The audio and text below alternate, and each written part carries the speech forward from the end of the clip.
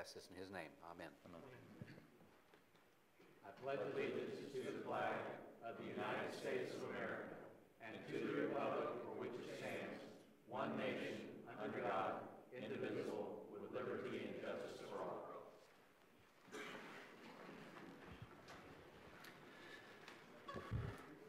Okay, thank you, Mr. Marler. A couple agenda items for tonight is Mr. Scott Shirley is not with us in person. He's on the phone, so he's called in to be part of the meeting. So he's participating by phone. Item 16A is being pulled from tonight's agenda, and it will be tentatively scheduled for December 7th. So it's a pulled item for tonight, tentatively scheduled for the 7th. Then also, if there's the public opportunity to speak on items 4 through 16, you'll get a chance to speak after item 3. If not, you will also be able to speak at the end of the evening. Comments from the audience, you have 5 minutes at the end of the evening if you wish to speak then, 3 minutes during the meeting itself. So I just want to make sure everyone knew those items and for those that follow the agenda. So, all right, first up we have Mr. Ron Sandstead here from the Veterans Day 5K run. That's going to play a video. Mr. Sandstead, do you mind coming forward?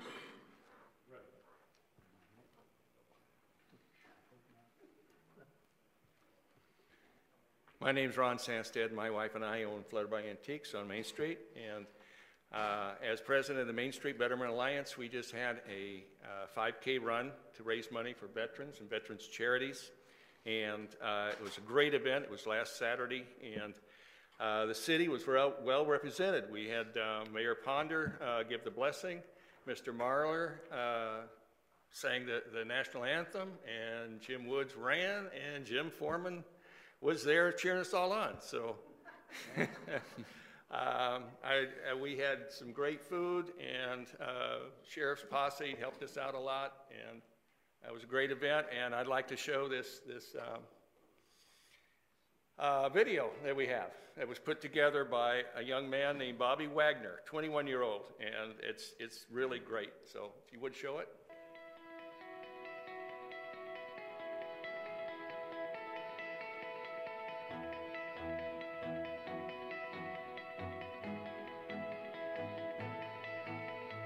So the main purpose of the 5K run is to raise money for veterans charities. We're raising money for building homes for heroes, as well as Team Red, White, and Blue. So one of the charters of the American Legion is to provide community service and to help veterans organizations, such as the organizations that we're going to sponsor on this 5K run that we're doing in November 7th. This is the second annual Veterans Day 5K. Last year we had about 100 racers, and this year we're looking to be on target for at least 150 racers. It's a great cause, it's a fun event. We have several local businesses that have sponsored to help put on the show. They have vendor tables here, so Main Street is definitely a different course. So for those that are looking to do a different race, this is definitely a fun community event. We'd love to be out here today to support the veterans because they do so much for us. They put their lives on the line for us. Truly support our veterans, knowing personally what all they've done, they sacrificed. So this is a small way for me to be a part of that, and I am excited to see how this Veterans 5K grows.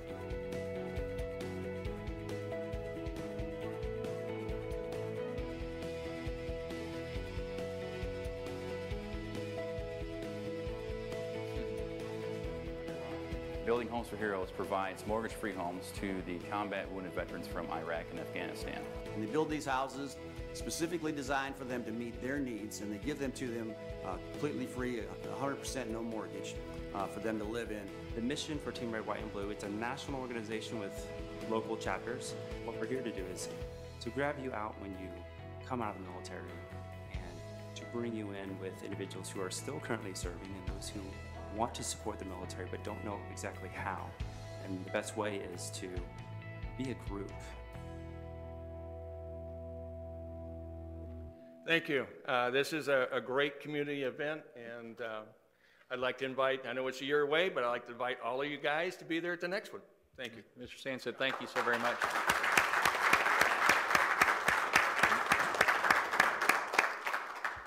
I know Mr. Overdeer's here as well, Vice Commander, and so we're honored that y'all hosted it at that location. Mr. Sandstead, Ms. Sandstead, thank you so much for your leadership to give honors due to our military and our veterans, especially last week coming on the heels of Veterans Day. As I've said to many people over the last week, that society today celebrates people for jobs well done, but our true heroes really, I believe, are our military, the fighting men and women, and so thank you so much for honoring them. And I know it'll only get bigger and better, and I'm so glad Destin can play a role in it from the standpoint of hosting it here. So thank you so much to you both. Appreciate that. Okay, next up, approval of minutes. Request approval of minutes of the October 12th, 2015 special council meeting, City Council. Motion approved. Okay, Mr. Wood has a first. Is there a second? Second. Mr. Marlar has a second. Is there any discussion? Okay, seeing none, let's call the vote. Motion passed unanimous, 7-0. Okay, next up is a public hearing. Item number 3, first reading of ordinance 15-11-LC, which amends the Land Development Code to allow grocery stores as a permitted use in the Gulf Resort Mixed-Use Zoning District. Mr. Miller, please read by title. Yes, sir. Ordinance number 15-11-LC by title is an ordinance of the City of Destin, Florida, relating to grocery stores as an allowable use within the Gulf Resort Mixed-Use Zoning District, providing for authority, providing for findings of fact, providing for the amendment of Land Development Code Section 7.12.06 zoning districts, Table 7-2, Table of Allowable Uses to provide for grocery stores within the Gulf Resort Mixed Use Zoning District, providing for incorporation into the Land Development Code, providing for conflicting provisions, providing for severability, and providing for an effective date. The ordinance is before you for consideration on first reading. Thank you, Mr. Miller. Mr. Casella, anything to add? No, this was a item was brought to you, I think, earlier in the fall.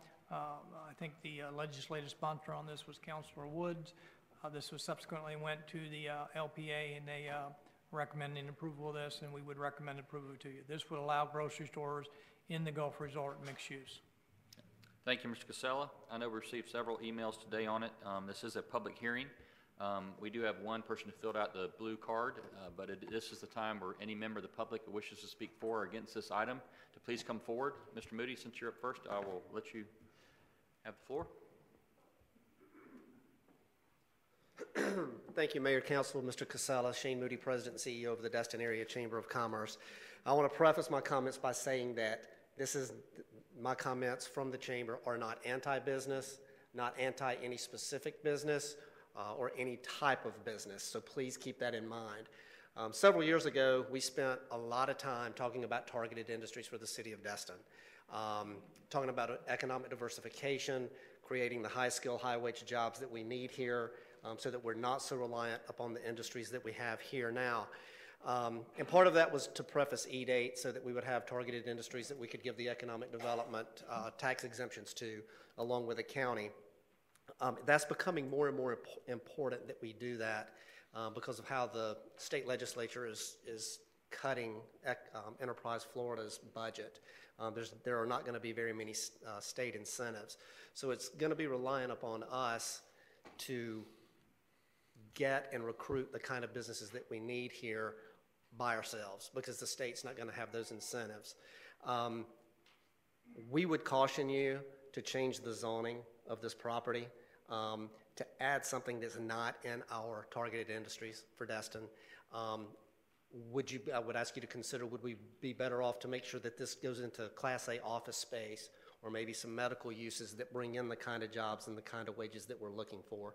Again, my statement is not anti any business, any specific business or any type of business, but with all the work and all the time that we've put in with the targeted industry list, with all the work that Kanan put in and all the words and all the breath and all the energy that we used discussing that, with a great plan and a great redesign of the city that would make it that destination live, work, and play, quality of place kind of place that we want Destin to be. Just ask you to consider that and caution you not to stray too far away from that plan. Thank you. Okay. Thank you, Mr. Moody. Appreciate your comments. Okay. Anyone else wish to speak for or against this first reading? Yes, sir. You come forward, please state your name for the record. My name's Chatham Morgan. I'm the managing partner of La Paz and Local Market. My business is we're in the golf resort mixed use. And there's two things in the agenda. It stated the strategic link of the vision was to enhance economic diversity and to add another grocery store is not diverse. We have plenty just across the street. And for us to, let's see here.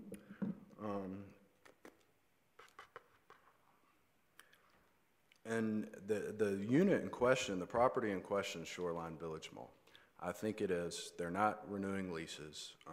I've had 4 or 5 people approach me saying they've tried to get space in the Shoreline Village Mall and they're not returning their phone calls. Now, for them to want to change their zoning, when they bought the property, they bought it knowing that they cannot build a grocery store there. I don't think the city needs to change the zoning laws for it to accommodate them if they weren't able to to successfully lease out their units there. And in all y'all's quiet moments in the evening when y'all get off work and y'all have time to reflect on the job y'all been elected to do, I want you to ask yourself, is another grocery store really going to make Destin a better place to live? And I'm not talking about making it a cheaper place to visit, but is it going to make Destin a better place to live? And is accommodating another grocery store or being more accommodating for them, I don't think it is, and I hope y'all's answer will be no. So, thank you, Mr. Morgan. Appreciate it. Next. Mr. Morgan. I'm Charles Morgan, 401 Calhoun Avenue. I'm Chatham's father, and we think alike. It's been a long time, a couple of decades since I sat up here, and y'all have some difficult decisions to make. This isn't one of them. This is people that are requesting you to change a comp plan that we spent hundreds of thousands of dollars for.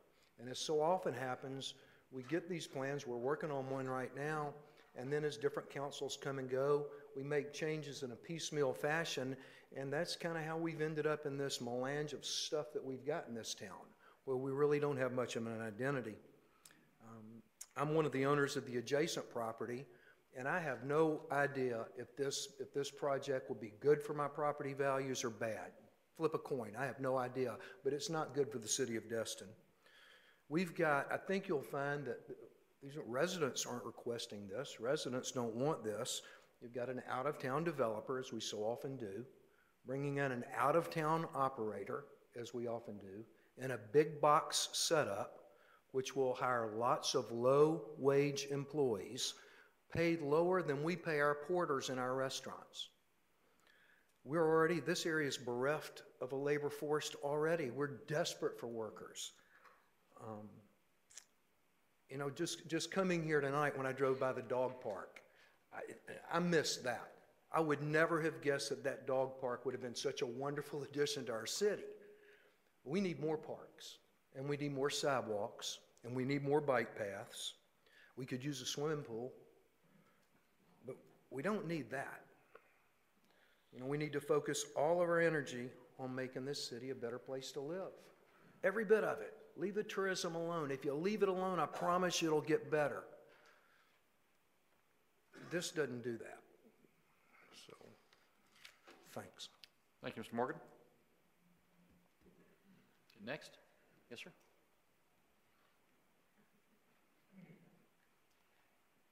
My name is J.J. Chambers. I live on Gulf Shore Drive and would be affected by what it seems would be the only logical place where a grocery store change of spot zoning would happen would be at the corner of 98 and Gulf Shore Drive.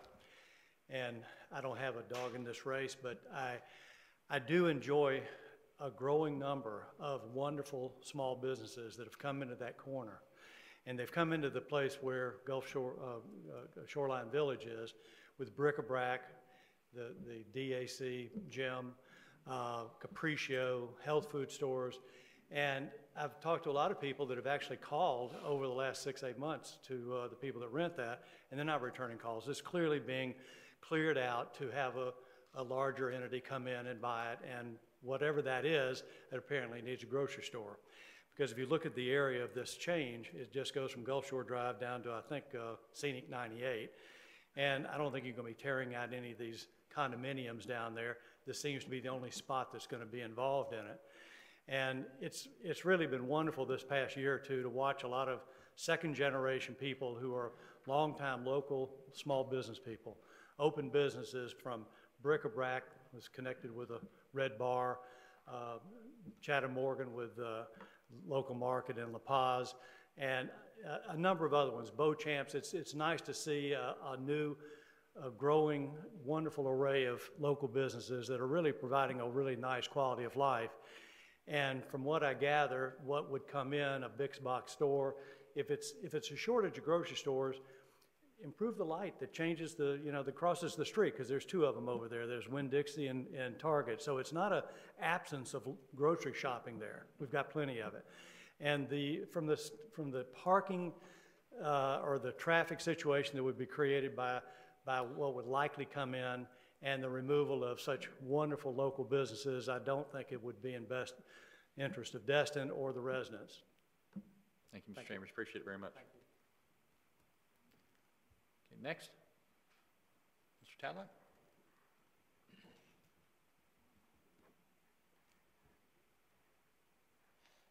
Honorable Mayor and Councilors, I'm Guy Tadlock. I live on Holiday Isle. You know, when this was first brought up back in the fall, I was pretty excited. I thought that might be a good idea. And then as you kind of think about it a little bit more, and at first I thought it was going to be kind of like a 7 to 11 kind of convenient market. Then I found out it's going to be something bigger and then something bigger than that. Two things that we need to consider, I think, and would like to suggest, is that number one, Gulf Shore Drive and Highway 98 in the last 3 years has either been 1, 2, or 3 in the highest crash intersections in the city of Destin. Actually saw that number increase right after the McDonald's went up across the street. So now then we've got basically a 4-way. So I wonder with a big box store, whatever it may be, that number would go up, which would be not real good for that area with a lot of out-of-town guests navigating in that intersection. The other thing that I look at is that the Canaan study, Envision Destin, was looking at the town center and how important it was to get a boost to the town center and get it going. So to me, if we were to entertain a big box store coming in, sure fit better, I think, on Main Street or town center than it would at that corner at that very busy intersection. Thank you very much. Thank you, Mr. Tadlock. Next. Yes, ma'am. Carrie.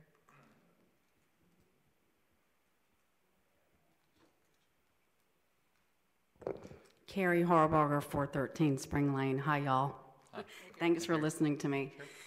I want to tell y'all that in all the years I've been here my whole life, I sat on the board of the Destin Little League for about 4 years, and I raised a record amount of money. And I could be wrong. I don't think anybody's ever beat my record. I didn't do it through box stores, and I can promise you that. I did it through local businesses. We worked 6 months, and everybody up here knows, we worked 6 months a year to pay 12 months worth of bills. With that being said, the thought of bringing in box stores and putting local businesses, even one local business out, is unfathomable. To put several out, to me, is just unconscionable. I really hope that y'all think this through. You cannot, it's kind of like me opening up a Saks Fifth Avenue and then a Kmart next door. I mean, what do you want to do? So I ask you to really think this through, because when you do this, you're going to put small businesses that can contribute to this community, that fundraise, and we track our donation dollars just like everybody else. Like I track my advertising dollars. These people give back to our community. No, I'm not going to say any names, but those box stores that everybody wants there, their idea of fundraising for our community is letting children panhandle out in front of their stores. I don't know about you guys, but when I was growing up, we didn't panhandle for fundraising. We did car washes and cake bakes. We worked. We didn't panhandle. Stay with the local businesses. Guys, please do what's right for the locals. Think of us first, please. Thank you. Thank you, Carrie. Appreciate it. Nick, yes, sir.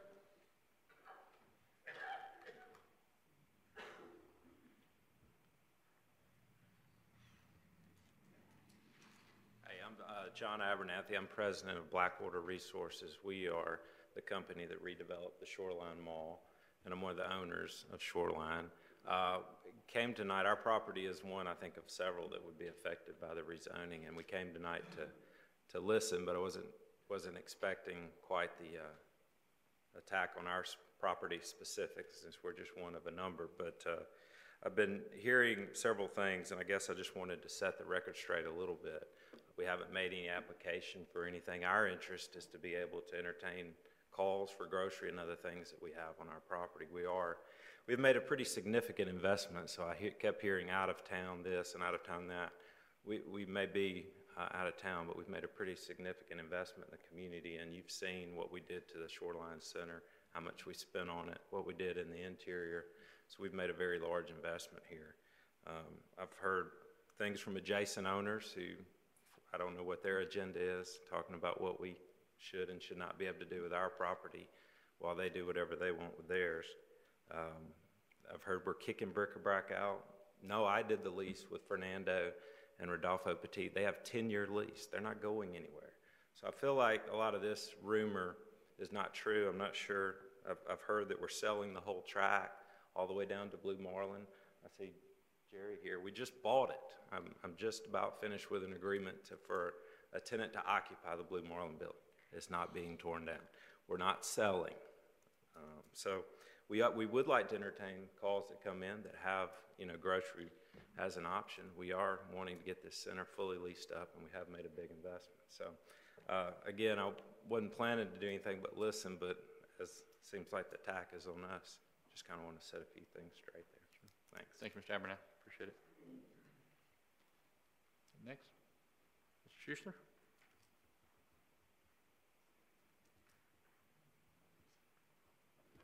David Schuster, 100 Gulf Shore Drive. Mr. Chambers mentioned that there's a Target and Winn-Dixie right across the street. Target is taking, and they're going, and you read this in Wall Street Journal, and you read it in USA Today business sections, they're getting out of regular Target stuff and putting in grocery stores. They're making this where they're making the money.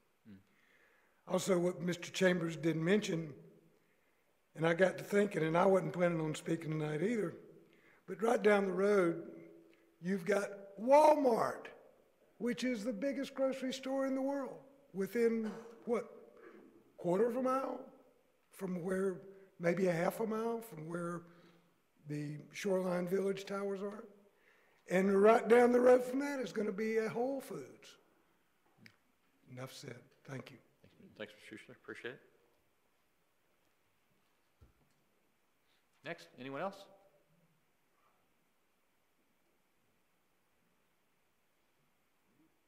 Okay, seeing none more, we'll close the public portion, turn it over to City Council for discussion, direction, motion. City Council? Mr. Braden? Thank you, Mayor.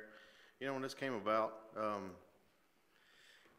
it was first talked about, I had an open mind about it, and what I was thinking may go in, or what we was talking about was just a little small grocery store, something that kind of fit in the community, and but as time went on, I found out that's not the case. And with all the emails that I've been getting and the outcry from the public, I've had one person tell me that was a good idea, and that was actually a family member. But everybody else, I've just heard negative about it, so I don't see how it could pass, and there's no way with what the public's, said tonight and the emails and stuff, there's no way that I could support it now. That's all. Okay. All right. Thank you, Mr. Braden. Next up, Mr. Marler. Thank you, Mayor. I came in here with mixed emotions on this originally. I guess I was thinking differently until I started getting those emails. Carrie and some of the people here might remember Odom's Supermarket, where across the street from the Episcopal Church, and I guess I was thinking more along those lines of a small mom and pop style grocery store that was not as out there as a convenience store. All right, simply because the convenience store, they get you because they're convenient, okay? And that's where they get you with the $5 half a gallon of milk or something. And then I started thinking, you know, when I started seeing these things, I'm thinking, okay, and the point was made about, yeah, Walmart's right down the road, Whole Foods, Target's across the street, Winn-Dixie. Safety issues were one of the things that was brought up at the at the meeting when this was thought about. But then again, what's right for Destin is also what's thought about. And I think back a couple of years back, who remembers when we had a Red Lobster here? It didn't kind of work, did it? Because we had local seafood restaurants that could put them to shame. So Darden took Red Lobster out, put a nice Olive Garden in the same building, and it kind of worked because we didn't have at that time a nice Italian restaurant or even something that they want to call Italian. So therefore, it worked until we actually got some decent Italian restaurants in the area, which we have a couple. And then I think of Chili's. Chili's was a chain. They didn't last. They're out. So, and nothing against the property owners, but I mean, there's local people that are crying for property, for areas that they want to have business in, and bringing in chains. Sometimes chains work. I know we didn't have any choice in the Walmart. The only thing I can say about this Walmart Superstore is I'm glad that building was here in 1995 when Opal came through, because they allowed the people that came and helped us recover from that stay there. But it's just not. I mean, I like the convenience maybe of having a store on the south side, but at the same time, there's already a couple of the convenience store on the corner, and that's about the closest you're going to get, so I don't think I can support it either. All right. Thank you, Mr. Marler. Next up, Mr. Dixon. Yes, thank you. There was a gentleman in here last meeting that was trying to rezone or wanted us to rezone to allow car lots, and I basically see this as the same thing. We're trying to rezone and allow for something that's not already allowed. And I do not think it's a good fit for the area, and I am not going to support either. Okay. Thank you, Mr. Dixon. Mr. Foreman? I guess all my life I've been a free market type person. It says that let the market decide what comes and goes, and yet we're called upon repeatedly to design the city in a way that will make us look better than somewhere else and do things like that.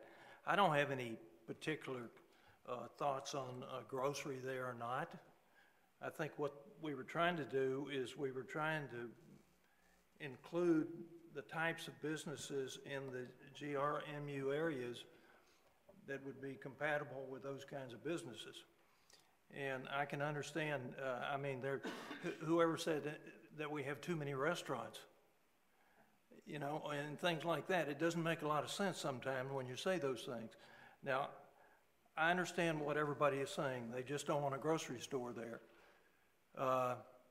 I'm not sure why you have to eat, but the fact of the matter is that it appears to be something that the most of the folks don't want, and in that case, I'm probably not going to support it. But I still think that some big disconnect here is if we start picking and choosing what we can put where and when because of an outcry from the public, then I'm not sure what kind of a city we're going to end up with in the end. Thank you, Mr. Foreman. Ms. Ramswell? Thank you, Mayor. I think Mr. Shane Moody and Mr. Chatham Morgan said it best. We're trying to encourage economic diversity and different types of businesses and changing the zoning so that it's encouraging more markets, more groceries, and more places is not contributing to that. And so for those reasons, I am opposed to this as well. Thank you, Ms. Ramswell. Mr. Marler, back up. Yes, I have a question for the city attorney. Mr. Miller, if we take no action, then it dies. Is that correct? Yes, sir. If there's not a motion and a second, then that complete the consideration of the matter, unless it's resurrected by appropriate process. Okay, thank you. Thank you, Mr. Marler. Thank you, Mr. Miller. Any other discussion? Mr. Wood? All right, I started this. It's not personal. If you don't want it, fine. I was trying to provide options to a part of town, and Seems like a lot of folks don't want it. Now, I'm one that brought this. I'm going to vote for it tonight. If it goes down 6-1, that's okay. So let's go ahead and, I'm going to go ahead and make the motion. Let's get it over with. So it is hereby moved that the Destin City Council approves ordinance number 15-11-LC on first reading and direct staff to schedule the ordinance for final adoption on second reading. Okay, Mr. Wood is the first. Is there a second? Okay. Motion dies for lack of a second. So with that, we will not act on that motion tonight. Okay. All right. Thank you all again for those who came out and spoke. Okay. Next up is a public opportunity to speak on council propositions. This is items 4 through 16. Any member of the public wish to come forward to speak on items 4 through 16? You have 3 minutes to come forward now. Okay. Seeing none, we'll close the public portion. You will get a chance to speak as the public at the conclusion of tonight's meeting, and you'll have 5 minutes at the end to speak if you wish. Okay, next up is project reports and comments from Mayor and Council. First up, Ms. Trammell. I have nothing to report tonight, but I do have a question. Sure. And this is just a stupid question on my part, but why would the public want to speak on the council members' questions? I just don't understand that. Now, if they had something they were bringing up, I could understand that, but I just... Yes, that's true. It's just based on protocol where Mr. Miller opts, that's where it goes. Oh, okay, so that's just... It gives them two chances to speak. That's the new regs that we have to do? Yeah, we wanted to have a chance to speak, and they can speak during a public hearing or on a item that's ahead of them, or a chance to speak on the back end. Okay, So. I'm just curious, sorry. Hey, Didn't I'm mean just to following cause, the rules. Didn't mean to cause a hiccup. Oh, no, you're not Didn't causing a know. hiccup. That's a good question. So, all right, thank you, Ms. Trammell. Mr. Wood? Thank you, Mayor. Just a couple of things. We already recognized Mr. Sandstead for the great job he did on the Veterans 5K. I was over at the Superior Residences at Blue Water Bay on Veterans Day, giving a veterans talk to the folks that resided there. And thanks to those folks who invited me over. We just finished, as one of our local transportation reps, we had a thing called the Emerald Coast Transportation Symposium out at Destin on the 12th and 13th of November. Our third annual had 225 transportation practitioners from around the state and some across the nation there for 2 days of keynote speakers and panels, and a lot of good things going on. So, transportation is moving forward in this area, and we're getting a lot of notoriety out of it. And I will be speaking to the Destin Ford class, I guess, over at the college tomorrow at about 3:15 on transportation again.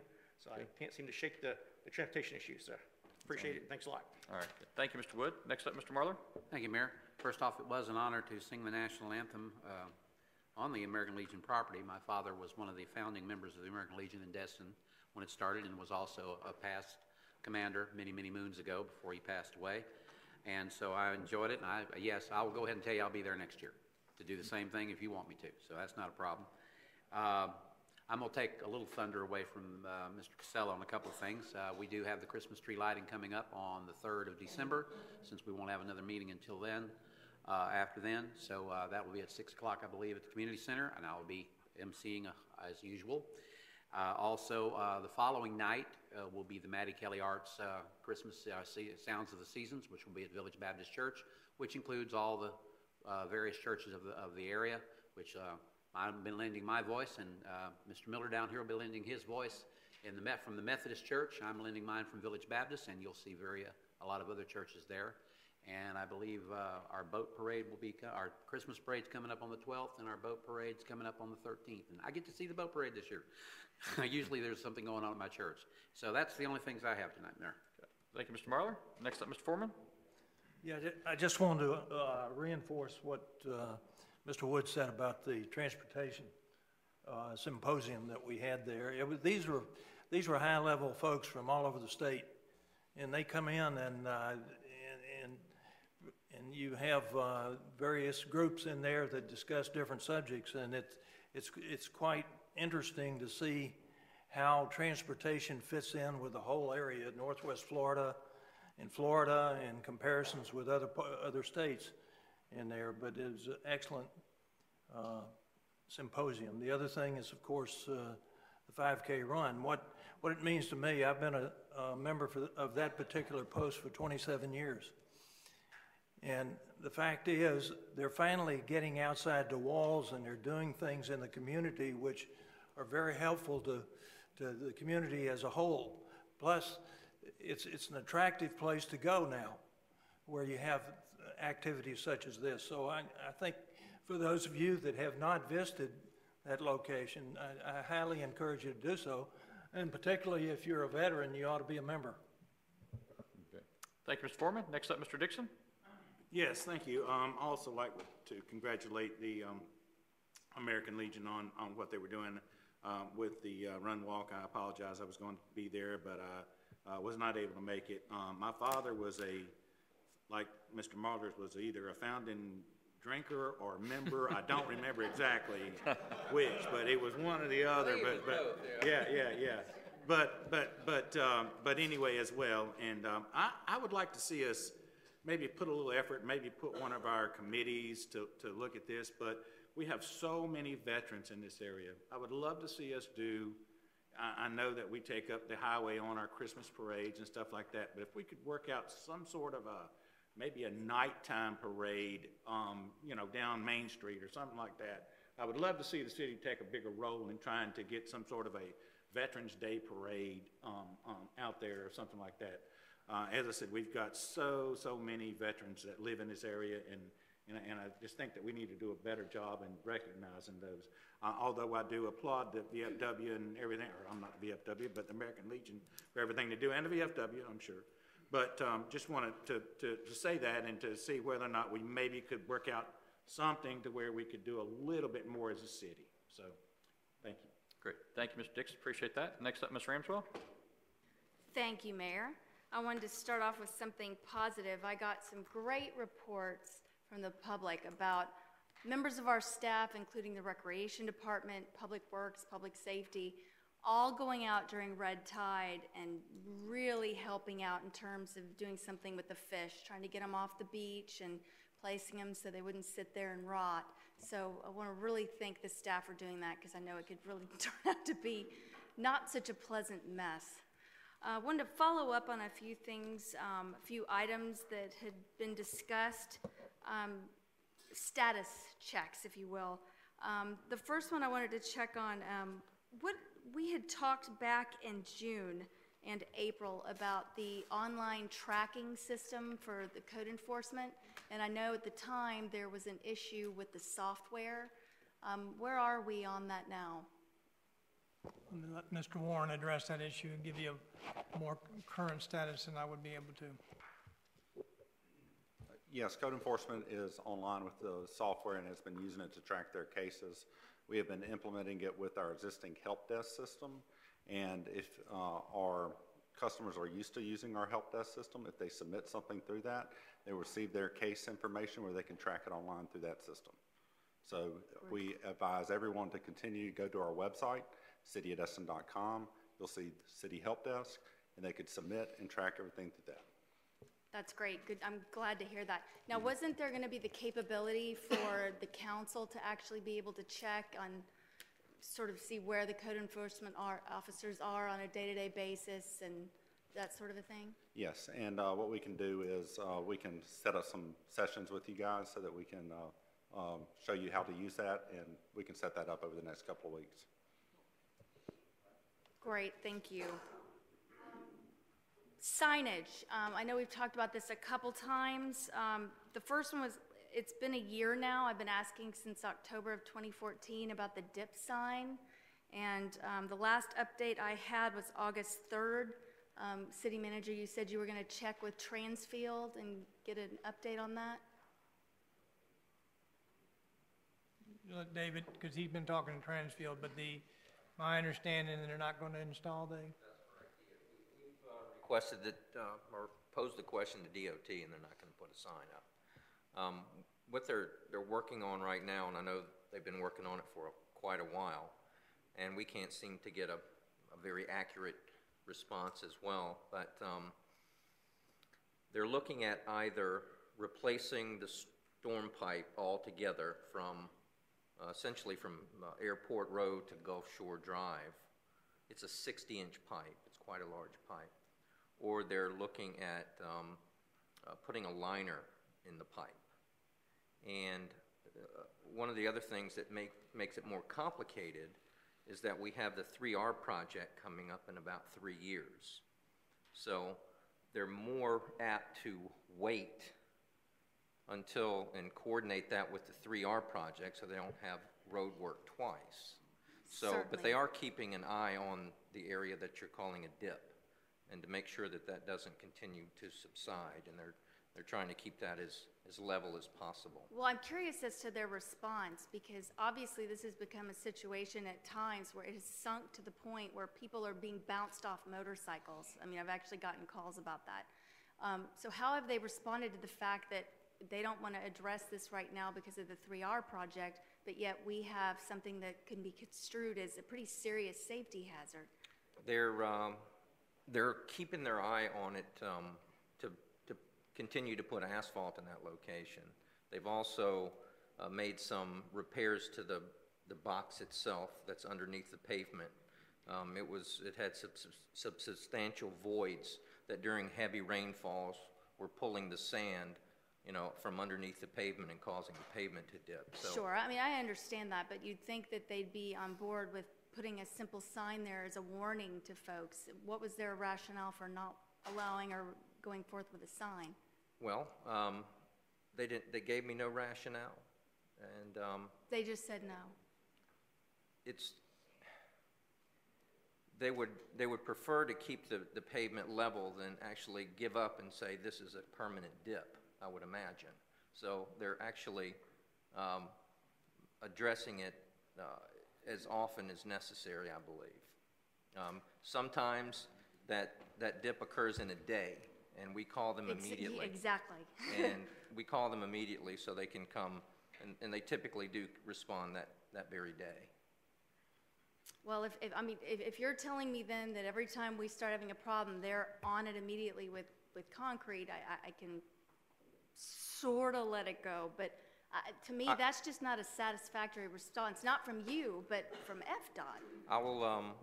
I'll press the issue once again with Transfield Services and see if we can't have some additional movement there. I'd appreciate that, because I think, you know, it really can deteriorate quickly into a very serious safety concern. I agree. Okay. Mr. Ramsdell, you mind if I ask one quick follow-up? No, since it's on the same please. subject? Do we have, I mean, I know it's FDOT's road, and I know Mr. Ramsdell's been very diligent in making sure that gets, you know, have a warning of some kind. Are we able to even put a temporary, something up that would just, at least gives people a heads up, hey, dip ahead or anything like that? We'd have to go through a permitting process to put a sign up. FDOT still got to approve the same thing because it's on 98? Okay. That's all right. correct. Sorry. Thank you, Mr. Ramsdell. Sorry about that. We need someone to stand there with one of those boards, like they do by Firehouse, or, yeah. Okay, thank you. If you would please stay on that, because I think that's important. I'll contact them. Thank you. Right away. In terms of signage, the other thing was, I know Mr. Galander and City Manager, we've talked, and you've sent out updates on the signage, and yay, thank goodness they're up. However, Hutchison is still not Hutchison. It still just says 293, so people have no idea that it's Danny Werfel or Hutchison in either direction. What is the status on that? I was understood or led to believe that Randy Showers was going to be spoken to, and he indicated to me that if we desire to have any of those signs changed, then we need to provide the resources to make those, because that's an existing sign, it meets their standards. So if we want to change those, then we go through a process of adding that cost to do that.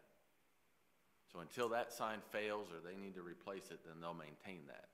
But if we want something different, then we would coordinate with them to have those added resources to change those out.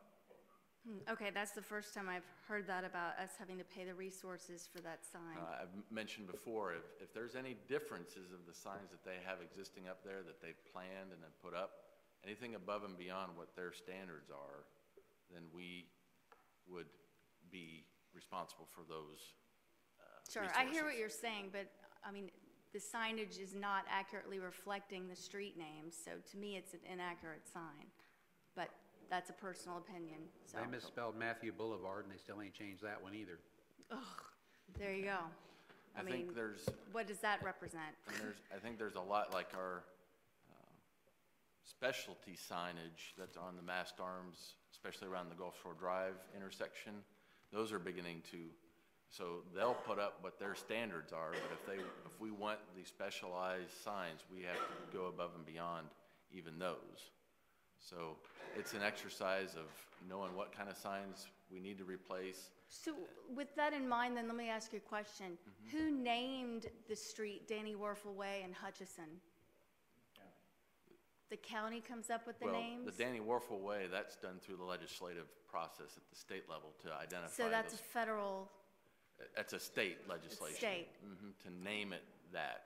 And in this process that I'm working on this bigger plan that I've mentioned before, I have a whole spreadsheet that identifies what those names should be once we go through the process of identifying what those costs would entail for us to bring it up to what we are desiring. I totally agree. We need to have the actual name of the street. Right, I mean, it's not Preble Ramswell can't find Hutchison Street. It's all of the tourists that we have that are going from the left lane to the right lane to turn right because, oh, wait, that's it.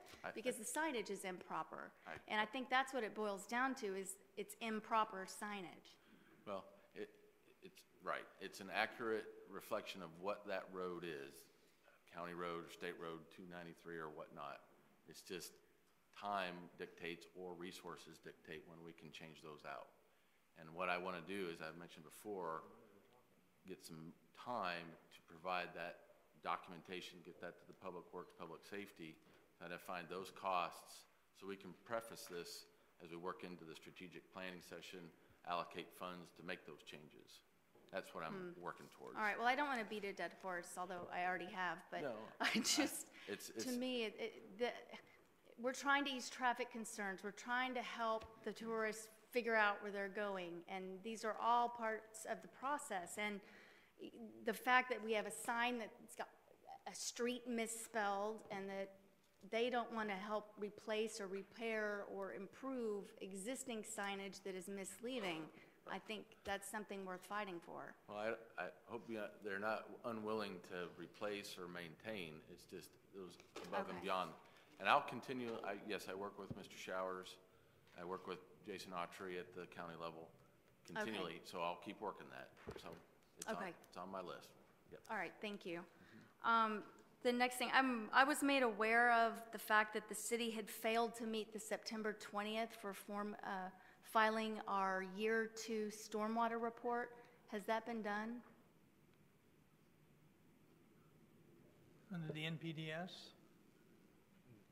That's been DEP. They've actually sent their responses back to us today for the NPDES. Today? That's Okay, good, because I got word that it was due September 20th, and as of October 16th, it had still not been received. No, they have it, and they actually responded to it today. Okay, fantastic. Glad to hear it. Next thing, festive marketplace boundary. We talked about that in the past, and I think the last council meeting we spoke about it was August 3rd. And city manager had addressed it and noted that the sheriff's office was uncomfortable with the wording of the ordinance. Yeah, we need to move forward and modify and tweak the language in that so that the sheriff's department is comfortable in enforcing those regulations. So that's just a matter of getting it into the appropriate document that they'll, and then getting it to the LPA and subsequently to you guys in an ordinance form. Right, well, I thought that's what you were doing on August 3rd. We work with them, we know what we need to do, it's just finding the time to do it, so, but it's in the pipeline. Okay, well, it'd be great to get it through the process before another tourist season hits. Next thing, I wanted to follow up on the Gulf Power inventory. I know we've gotten several updates. One of them back in August, you'd mentioned that they had actually completed it, but you were waiting on the report. And then in October, you sent out another follow-up email saying it actually wasn't complete. What is the status now? No, I think in August, they anticipated having it complete by the end of August. We've met with them. They were fairly well complete. I think it's within the next week or so, we'll have what they needed to be able to verify those last of the poles and the vintage of those poles and when they were installed and who installed them. But they're real close to having it complete. Okay, yeah, because on August 3rd, you did say it was complete, but then on August 29th, you said they were at 85% and expected to complete it shortly. And then in October, you said that it was now, the bulk was complete and it should be done by the end of the month. So, and I had actually requested to see a copy of the inventory that you had to that date. That was October 20th, and I still haven't received it. All right, we'll get you that copy, but we're just any day now expecting them to finish it. Okay, I mean, when we put it in the frame of Crestview got almost $1 million back, and there've already been some noted discrepancies by people trying to match polls and addresses, I think it's important. Yeah, the Crestview issue was where they severely understated or overstated the amount of poles, streetlights they have. This issue is they want to make sure that the particular poles that are, and how they got installed, if whether or not they were a developer or so forth, and that's a tariff issue, and that requires them to go back and research each subdivision by subdivision to make sure that they are accurate, and that's what they're trying to do. But they were very close when we met with them 3 or 4 weeks ago, and they just needed a few more days to be able to finish it. They So want if to make they're- sure it's accurate. So if they're working at it now from an angle of the tariffs, does that mean that they actually already had existing, the itemized poles that were being billed for? Now, that's how they bill us. Every pole, every light has a tariff associated with it. And that's Right. how they bill us. And depending on who installed the pole, you know, the different type of fixture on the pole is how they go about charging us. And that's pursuant to the tariffs they have filed with the Public Service Commission. Sure, okay. Well, I think it's important for us to get that. I mean, it shouldn't take months for them to get back to us. Okay, the last thing I have, or actually I've got a couple more things, cell phone towers that were installed at the Crab Trap. I know the council discussed it on August 17th, and on September 8th, we voted to disallow them. What is the status on having those moved? And we've notified them to remove the poles, Of what? to remove the poles out of the right-of-way. Okay, so we're standing by on their response? Well, we've advised them that the council action, that you said you don't want them in the right-of-way, and we've advised them to remove the poles. Okay, did we give them some sort of deadline or anything? We gave them a specific deadline, but we'll follow up with them. On this issue? On this cell phone issue? Yeah, please, go ahead. Yeah, go ahead. They did contact Destin water users, and they're working with them to move those poles to a site. So they haven't finished that yet, you know, the contractual agreement. So as soon as they finish that, it was Destin water users' understanding that they would be moving them from point A to point B. Good, that's good news. So obviously So- behind the scenes, they're starting to do something. Oh, yeah, they're definitely, Good. the Destin Water Users Manager has spoken with them extensively, and they've picked out several different spots that they can use. So that was the plan. Good, that's good news. I do think it might be important, though, to at least try to get a time frame from them so that, I mean, they could prolong this for a year. I mean, so if we could at least be in touch with them and find out what their time frame is, and if y'all could report that back, so as a council, we can decide if that is feasible. That'd be great, thanks. The Braille mats on Main Street. I know there was discussion back in June regarding the mats coming up and they were being replaced. What's the status on that? And that was incorporated in the 2016 budget. If you remember, it was not appropriated in 15, but would be appropriated in 16. So we now have budgetary funds to do those replacements, and that will be done this year. What was the section, because I know there was some of it we were trying to pull out of the 2015 budget to get done. That was the landscaping that we did on Main Street. Okay, so that was not That the was, Braille mat. no, all of that, we're actually going to, I believe the cost, and David, correct me if I'm wrong, that was associated with actually replacing those mats with the stamped pavers. The pavers, that's correct. So that's in the works. Okay, that's great. Are we out of compliance by not having all those down now and working functional? Those mats breaking back and forth, so, you know, I think we've got a plan to replace them. But are we out of compliance by not having them? Yeah, I mean, we're planning to replace them, and it was contingent on the budget appropriation. Okay, well, I'd hate for something to happen. All right, that leads me to my main topic tonight. I know council up here received a little packet of information from the law firm of Dana Matthews. That is something that I had the city clerk pass out so that each of you could see the letter that I was served with. Mr. Bailey has a statement that I would like to read into the record here in a moment. You know, when I was first elected to the city council, I was told, Preble, you've got to grow some thick skin. And I kind of laughed it off at the time, but I have to say that over time, those words have really started to ring true.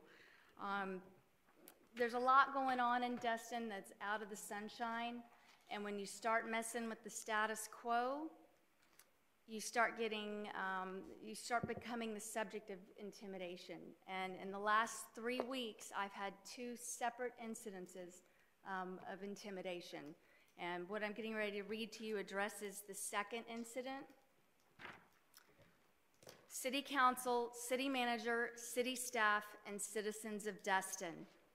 On November 4th, I received a letter from attorney Dana Matthews on behalf of his client Peter Boz. This letter was an attempt to threaten me into submission. It demands that I cease speaking in my capacity as a city council member on behalf of the citizens that I've been elected to represent about unfair, improper, and even dangerous conditions perpetrated by Mr. Boss and his representatives.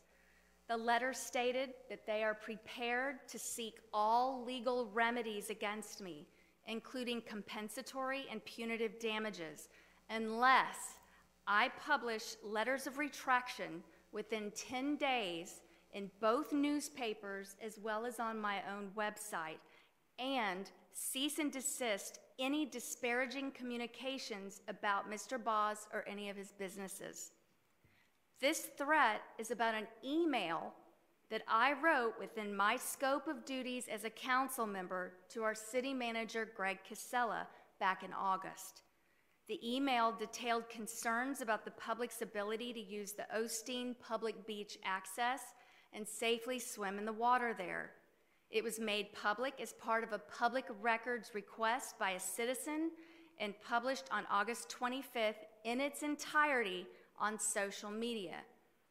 Let me state for the record, I will not be bullied or threatened into not performing my public duties. I won't be bullied or threatened into shirking my job as a council member, not by Mr. Boz, not by Mr. Matthews, or anyone. As they have now threatened to move our differences into the courts if I don't meet their demands, I find I must retain counsel. Since the city retains insurance coverage for such instances, I am requesting the city notify our carrier and request coverage. It is unfortunate that Mr. Boz and Mr. Matthews have chosen to take this path, but for all of us here on the dais, it is vital that we as elected representatives of the people of Destin are not bullied into nonsense lawsuits. We should engage in and encourage open, honest dialogue without threat, even if we disagree. I was elected to serve in good faith and to speak to the needs, wants, and concerns of those who live and work here and whom voted for me to be their voice. I have a duty to do what's right by them, and I will continue to do so, not just because it's my duty, but because it's the right thing to do. That is my official statement regarding circumstances going on. As requested, I would like the city to look into coverage by an attorney and I'd appreciate it if you could let me know the status of that as soon as you receive an answer. Hopefully, I don't know how long these things typically take, but hopefully in the next couple days or so. Who would be the contact person for that? Would that be city manager or city attorney? I think it's, Mr. Miller, you want to give some advice as it relates to this matter, as how to proceed? Well, first time I've seen this letter was tonight, and I already consulted with the manager ahead of this meeting to advise and report that he should forward the letter to the city's underwriter. Okay, so the direction is And that city that manager. happened here before the meeting So tonight. the direction is city manager will forward the request to. Yes, okay. they'll treat it as they would any other alleged claim. Okay. Is that Ms. Ramswell? Is that?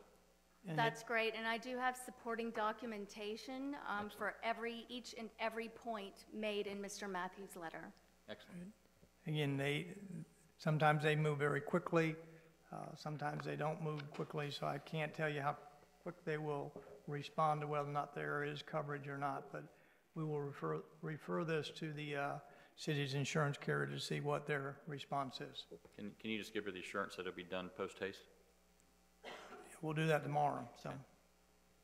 Yeah, just for the record, at every instance where there's an alleged claim that involves the city, there's no downtime. Okay, so it's that meeting. Yeah, Good. that is Thank prompt, you for enforcing that. prompt staff action Excellent.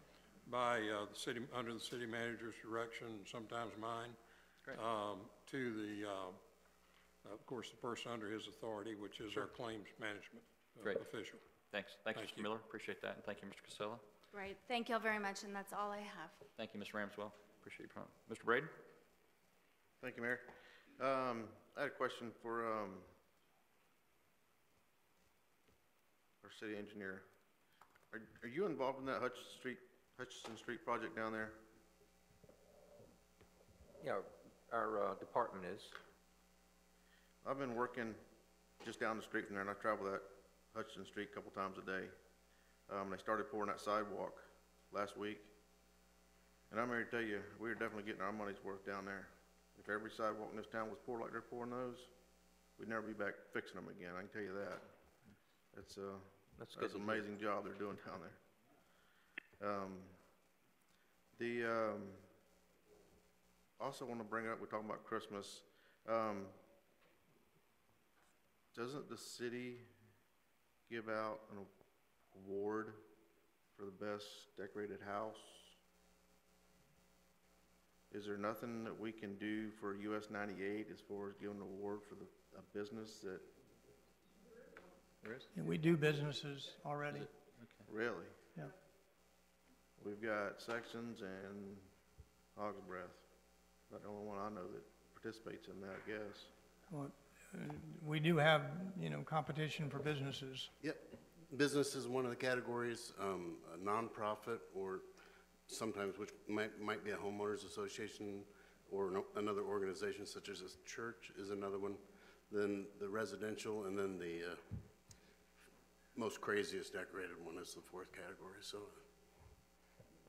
Gotcha. I just wish there was something we could do to kind of encourage the businesses on 98 to get more involved in that. I wasn't aware that we actually had a business gave an award or something. Good idea, like the front porch award or something? Something like that. Yeah, but it's on there. Pretty good. And that's all I have tonight, Mayor. Thank you. Okay. Thank you, Mr. Braden. Appreciate that. It's a good idea, actually. I think it's good. Mr. Johnson, maybe, I know this year may not be too late, but maybe following year or something. Was it about the thing? Yeah. Okay, please, Mr. Chairman. I was going to suggest we forward on the request for what the criteria would be onto the Harbor CRA Advisory Committee and let them, at their next meeting, bring it up and see if they've got any additional criteria they want to put into it. But those are all businesses for the most part along 98. So at least, if nothing else, it'll get the word out. Thank you, Mr. Chairman. I just had a couple things. First, as the others did, Mr. Sandsted, Mr. Overdeer, Mr. Overdeer, thank you so much for what y'all did. And I think we never should miss an opportunity to honor the military, so I appreciate it. And the video is well done. Tell Mr. Wagner he did a great job. And what I love about him is he's, I think, one of the next crop of young entrepreneurs in our area. he and a guy named Kyle Jones do that production company together, and I love their heart. They're doing an extra video on behalf of Destin too, which will be really cool to see when it's done. But thank y'all so much. I had the opportunity to represent the city giving out the Good Citizenship Awards to Destin Elementary School a week and a half ago. Great group of kids. Just such an honor to be there. Early happy Thanksgiving to everyone in the city. Obviously, it's next week. If you're traveling, safe travels. But on behalf of the city of Destin, we wish you well for that. I do want to honor Mr. Dewey Destin here as our school board representative from the city of Destin and a former council member for many years. And so we're honored you're here. I know Mr. Morgan was here earlier and he left. He was a former council member as well, so don't want to miss the chance to opportunity to honor them. And that is actually all I had. And believe it or not, if y'all forgive me, I know I saw Mr. Dixon who got up and left. I'm going to pull Tuffy Dixon. I got to use the restroom real quick. So we're going to take just a quick 2-minute break. Sorry about that. That worked. You gotta go, you gotta go. Where'd you go?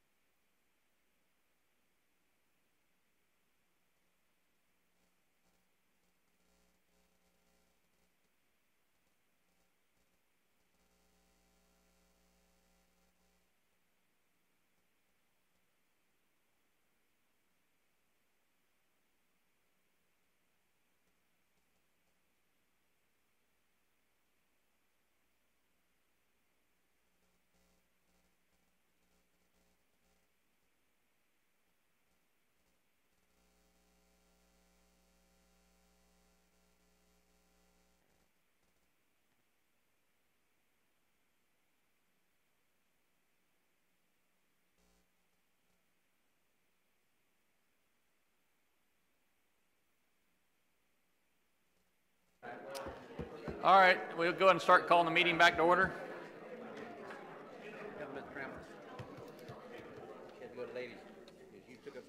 I know. It's my fault, I know.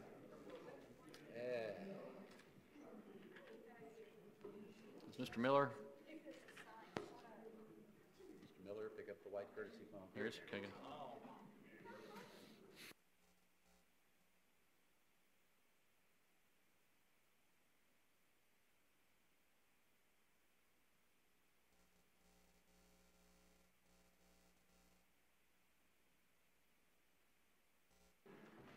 All right, thank you, guys.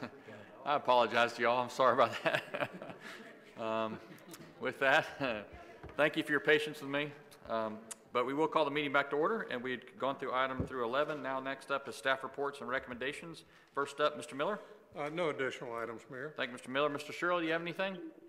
No, I don't have anything this evening. Thank you. Okay, thank you, Mr. Shirley. Next up, number 14, recommendation for paid parking in city parking areas. Mr. Casella? Yeah, what you would ask us to do is to look at establishing paid parking in different parking areas that we have through the city. So we've tried to frame this issue from a policy standpoint. We've got kind of three very distinct areas. We've got the area in Crystal Beach that's fragmented in parking because you've got them sporadic up and down Scenic Highway 98. In addition, you have parking in the Restaurant Row area across the street from City Hall there by the June White Decker Park. That parking's a little bit more concentrated, but it is predominantly for the individuals who access the beach at that particular location. And last but not least is the area in the Harbor District. And we've got, you know, clearly the easiest to put some type of paid parking on is the Marlar parking lot. And you've got the because you got 145 to 150 space concentrated. A little bit more of a challenge down on the west side, which is by Cybert and Zerby. You got the overflow lot down there, and then you got the community center lot that serves predominantly the community center, but does also provide parking, you know, for the Harbor District itself. So what we've tried to do is give you some different options. The technology on paid parking, you can pay and display, you can pay by space, pay by license, lots of different ways to do it. The industry, for the most part, is moving away from, you know, specific parking meters on specific spots, and the technology has advanced, you know, quite a bit, where you can use your smartphone at times to add additional hours and hourage to the parking spaces, depending on the technology. One of the things that we're suggesting is that if we did implement paid parking, that we wouldn't do it during the winter months. Kind of track it similar to what we do at Joe's Bayou, is that it's operated basically from spring break to the end of October, and for the 4 months during the winter, you wouldn't have, you know, any requirements for paid parking because the demand for the parking drops off substantially. We will have to have enforcement if we move to and migrated to paid parking. We've given you some cities that do it that we've tried to look at is equivalent, not exactly like Destin, but equivalent to Destin. And we've looked at Clearwater Beach, Madeira Beach, as well as Pensacola, which is the closest to us. And they all do it a little different. We've tried to give you some of that information, and I understand electronically it didn't show up as well on your iPads as it should have. But again, what we're looking for tonight is this something you want to do? If it is, give us some policy direction. Let us then go work and get it in form that we can bring back to you for final consideration and implementation. Is what you've asked us to do. So, Steve, I don't know if I missed anything, but kind of summarized it big picture wise. Yeah, I think that was very good. So if you could give us some direction, we'd appreciate it. Okay, great. Thank you, Mr. Casella. First up, Mr. Foreman. I've been a supporter of this kind of parking for some years now after I was in Europe, and I saw the different locations they had there where they did this in some of the nicest places over there. I've seen it in Alexandria, Virginia, Springfield, and other areas, and these are very nicely done. And what they do is you have electronic means now to actually charge this, so that during a period of time when you have an abundance of folks in town, the tourists and visitors, that you will gain some revenue from it, which you can then take and you can work it towards other things that you need in the city, such as more parking. And I think that's the idea, is to let that program sustain itself over a period of time. And you can start small. I mean, this is not one of those things where you have to have paid parking all over the city. You can do it in a given area where you have events and where people are going to be charging for parking anyway. And then we can put it on a program that will allow us to be able to afford additional parking in other locations. Thank you, Mr. Foreman. Next up, Mr. Dixon. Yeah, I am going to have a hard time to vote for this, and the reason I say it is that we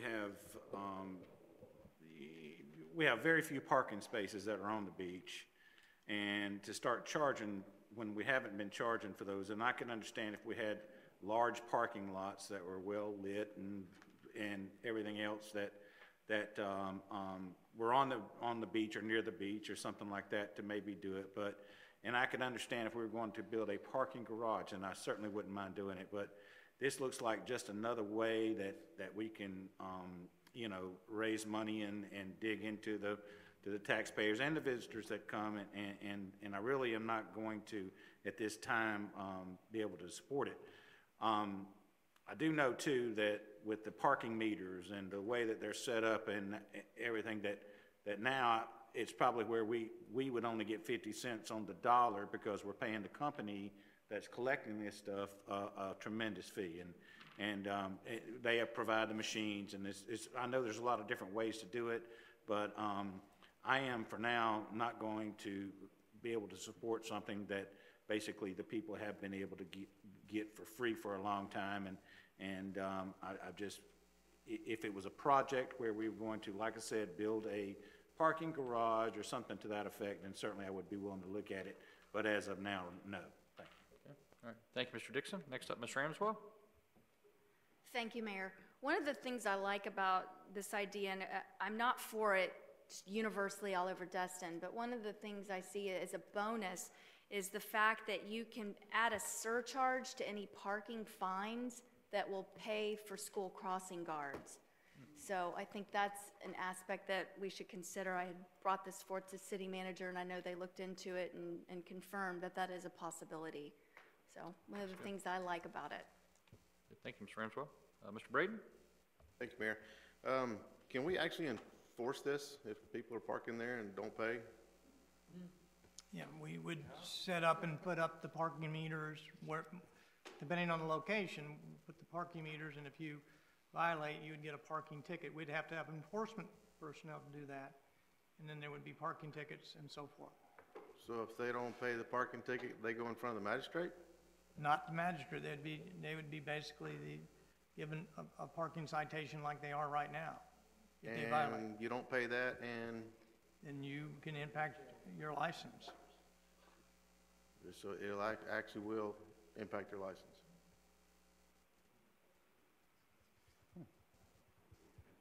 Okay, thank you, Mayor. All right, thank you, Mr. Braden. Any council, anything else? Mr. Marler? Thank you, Mayor. I got to side with Mr. Dixon in this in a simple way.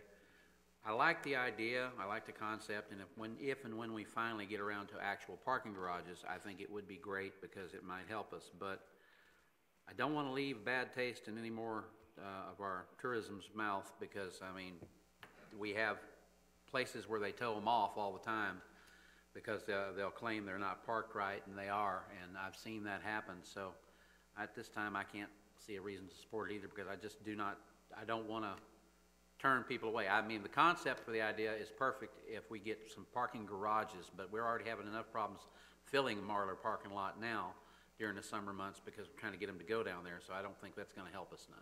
Okay. All right, thank you, Mr. Marler. Mr. Wood? Thank you, Mayor. I actually like some of this.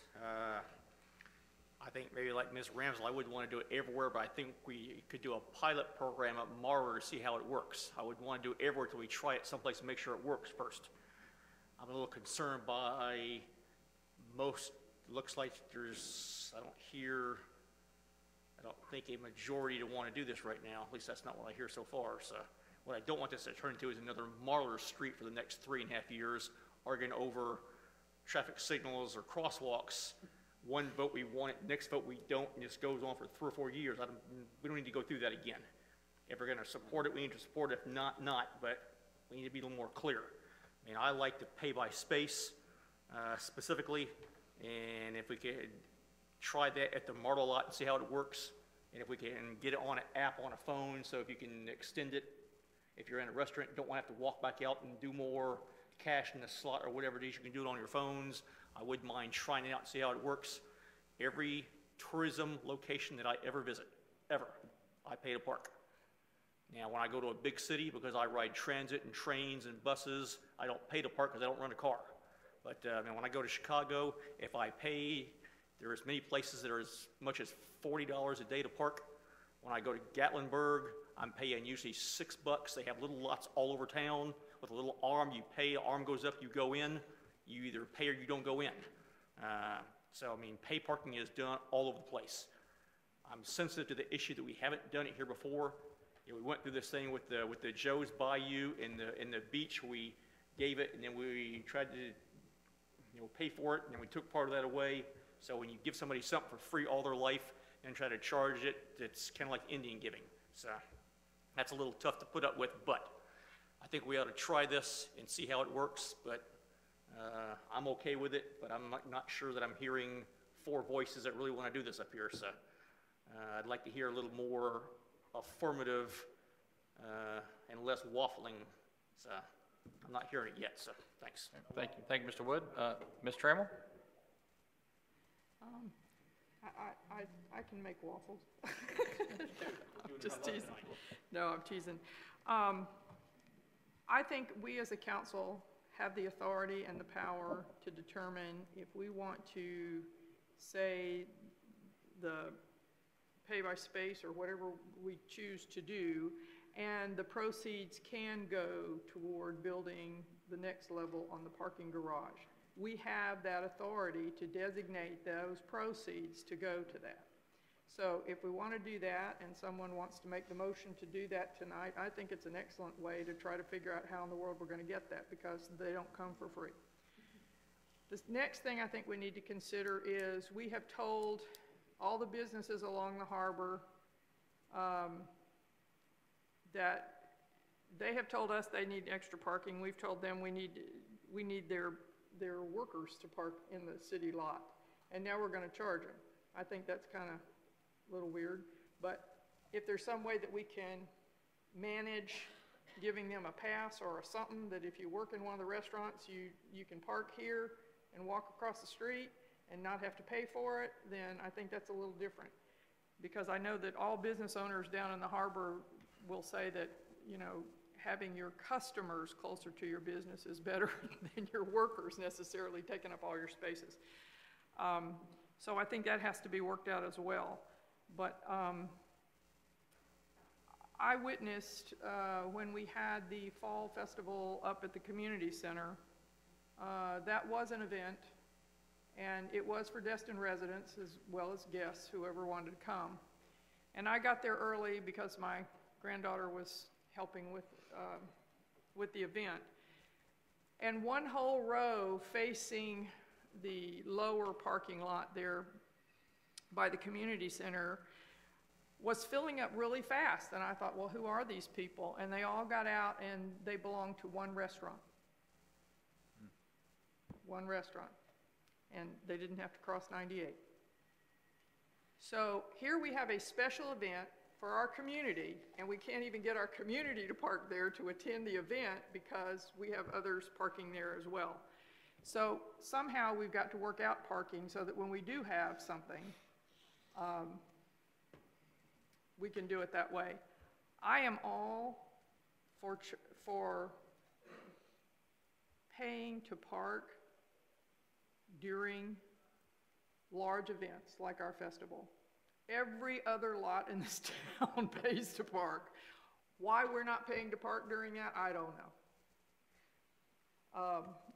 And as Mr. Wood said, you go to any other town that has any other large event like that, and you pay to park, even if it's in a field somewhere, you pay to park. So I think we need to start looking for special events parking payment first, and then see if that's gonna work, and then we can look at year-round parking. But I don't know any other way that the city of Destin is going to be able to fund a parking garage if we don't have some mechanism for collecting money.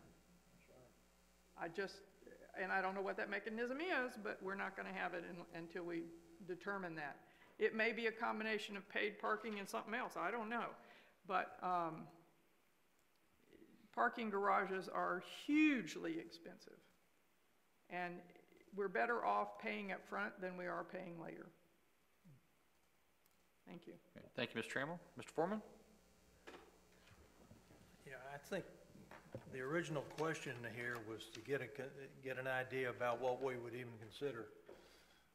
And so I tossed out the first rock in the pile. And the reason I say that is because I've thought about this parking garage issue for some time. And we keep bringing it up as if it's out there somewhere. Well, it's not out there anywhere. We've had studies done by consultants. We've had almost all of those things done over a period of time. They all come back and they tell you what the bottom line is, and then we move on, it goes on the shelf. So what I'm suggesting here is that we take a look at this in connection with some longer range plan to develop perhaps the garage, perhaps to look at other property, but to do something that is going to get it off a dead center. And so that's my suggestion. If the idea was to get a recommendation for paid parking, I'll make the recommendation with those provisions. So is that in the form of a motion? There's not a recommended motion, so what is your meaning? My motion is that the city manager undertake a study to determine the feasibility of public parking and to bring us back My recommendation, the easiest location, because of the concentration of the spaces, is clearly the Marlar parking lot. You got 140 some spaces there. Okay. If that's where you want to do it. I mean, the other areas are, Crystal Beach is a real challenge because those spaces are spread out up and down Scenic. Restaurant Road's a little bit more concentrated. But if you were going to do a pilot or a demonstration, that would be the easiest, because you could do one or two. If we're ever going to have a garage, we got to start figuring out how to pay for it. So we have a first by Mr. Foreman. Is that motion to work with staff on identifying a pilot lot, particularly Marlar, or do you leave Marlar out? Right, just a pilot lot? Come back to us with a pilot lot? Yeah, okay. So there's a motion by Mr. Foreman for city staff to bring back to council a pilot program of some kind. Is there a second? I'm lost here. Okay, well, he made a motion that city staff bring back to council at identifying a pilot lot. I thought we just heard the pilot lot. I thought we just heard it. That's why I'm saying. So would it be specifically the Marlar lot? Yes. Okay, so you want to Marlar lot. why don't you make the motion instead of me doing it for you? Okay. I recommend that the city manager. My motion is that the city manager undertake a study to determine a pilot program of approximately, 140 spaces in the Marlar lot, and bring back a recommendation to us on that. Okay. Is there a second? Okay. Motion dies for lack of second. I'm going to second that. What's that? I'm going to second that. You do want to second it? Yes. Okay, so we do have a second. And I do want to ask the city manager a question. Okay, we have Mr. Foreman as a first, Mr. Wood has a second, and you have a question, then I've got some other people who want to speak, so. Okay. You want to ask her, since you made a second, it's about this, yeah, go ahead, and then I'll get over to Does Ms. what Ramsdell. has been motioned give you what you need to proceed? If you drill down and identify the Marlar lot, we can bring you back a plan that would implement paid parking on the Marlar lot with some recommendations of parking rates and the cost of enforcement and so forth. So that would narrow it down so we could bring that back to you. Okay. Okay, thank you, Mr. Wood. Next up, Ms. Ramswell, discussion? Yes, thank you, Mayor. I'm on board with the concept, but my original thought process was we built a public lot, and I would look at that as that would be free parking because it's a public lot. Why not have the parking meters along Old 98, like Restaurant Row, Crystal Beach, and leave the 6 or whatever spaces there might be at Hutch, or the 6 or 7 spaces at Shira free. But it looks like we're all leaning in a slightly different direction. My concern is building a public lot and then wanting to charge for the public lot. Is that something that is typical in other areas? Yeah, I think the plan had always been that you were going to start with the surface lot and then go to a structured parking. And unless you got a tremendous windfall, structured parking is going to cost you $18,000 to $20,000 per space. So right, because I'm just thinking, we're trying to encourage people to park in that lot. This would discourage people from parking in that lot because they're going to be driving around all the side streets trying to make their own spaces to avoid paying, don't you think? Or is that just, I'm just brainstorming here. Yeah, right. I think you're slowly but surely seeing a lot, not all, a number of the businesses on the south side are going to start charging for parking. You already have AJ's charging to park on the north side. So if they go in, they get validated and their parking becomes free. But if you're not a customer, then you pay for parking. So slowly but surely you're seeing paid parking in the Harbor District. Now, whether or not that continues to all of the business owners, I don't know. The question was, what's the easiest and most straightforward to run a pilot program? And clearly the Marlar, because of the concentration, is the easiest. It doesn't mean you can't do it at Restaurant Row or the Crystal Beach area, but it's just the easiest there because that parking is all contained on that 2.5, 3 acre site.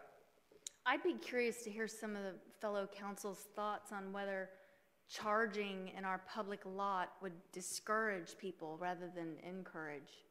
Because that's sort of how I see it, but please, somebody else give me some input. Go ahead. Yeah, that lot is maybe on July 4th, 20% full. So I would say that it's going to be 10% less than that if there's paid parking there. I understand what we're trying to do, and I understand that we're trying to build up the money to be able to put in a structured parking. But I can tell you, emptying parking meters, ever how we do it, by credit card or whatever it may be, it's going to take 50 years to try to get something like that done. It's never going to happen, not with any kind of parking meters or anything. I'm not saying it wouldn't be helpful, but that to me would be the worst trial area would be to try to do it at that parking lot, because basically nobody uses it anyway. So I don't understand how we could think that the only time that the parking lot is ever full is we have a specific function down there, and maybe on Thursday nights. But the 4th of July week, most of the time I ride by there, I look at it every time I go by because it disappoints me. It is not even a third full. So please, if we're looking at an area, let's don't use that. All right, thank you, Mr. Dixon. Mr. Braden? I was basically going to say the same thing. I'd like to see us, if we're going to do it on a lot that's actually used. Maybe the one down on Cybert or somewhere else. Make a substitute motion if you'd like. I'm going to leave it alone right now, Mayor. Okay, no problem. Thanks. Thank you, Mr. Braden. Mr. Dixon, do you want to speak again? Okay, no problem. Ms. Trammell? I was just going to reiterate what happened to me, and that's why I said events, because I happened to be standing there with, I believe, Steve Schmidt, and I don't know if you were there or not, the first seafood festival we had, even when it was oyster shell gravel or whatever that stuff was they put down there. And people walked in and said, we can't believe it. We would have expected to pay $5 to $10 to get here for this. And that's why I said the locals are the ones that would not use it because it's pay. But the visitors expect all city lots to be pay. I don't know of any town that you go to that you don't pay for city lots when there's a lot. You know, not just a string of, parallel parking spaces, but a lot. But So that was my experience, and it was several cars. It wasn't one, it was several. We were just standing there, and we said, no, it's free, and they're going, gosh, we can't believe this, you know? So that was the issue. But it's one of the hardest things, the hardest challenges that we're gonna have, because we're not gonna please everybody. And that's why I said if we could work out a way that locals could have a card or something they could stick in there that says I'm a restaurant worker and I can park here and not charge them, then that would be one thing. So we'll have to just see what they can come back with, I guess. I don't have a problem looking at it, but I don't know, you know, what the final outcome will be. All right, thank you, Mr. Trammell. Mr. Marler?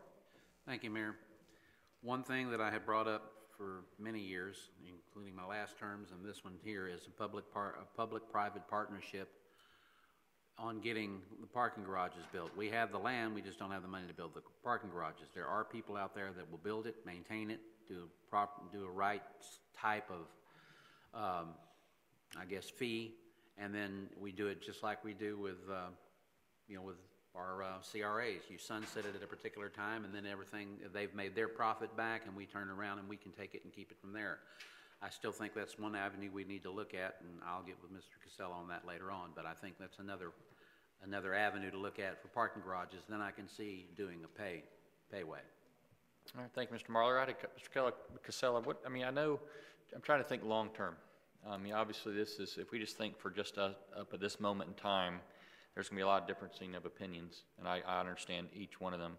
But if we're thinking long-term, and we know that we envision at some point in time a parking garage, either on the Marler lot or somewhere in that vicinity down there in the Harbor District, what I've witnessed is that a lot of times outside money, whether it's government grants or whatever, more frequently comes in when they see you got your own skin in the game of some kind. You're trying. So I'm kind of thinking that, and also I'm also from a cash flow perspective, I've always been the one that says once you build a capital asset, at some point in time, you have maintenance, you have other costs that are associated with it that come. It's not just the cost of the building, there's always maintenance comes with it. So I'm just thinking out of the box in terms of, I've seen very tasteful, some tasteful, in fact, I texted you a picture, one from Savannah. But if the city council were to, whether it's the Marler lot initially, I would assume that's not to say that the other lots that Ms. Ramswell talked about could be added at some point in time.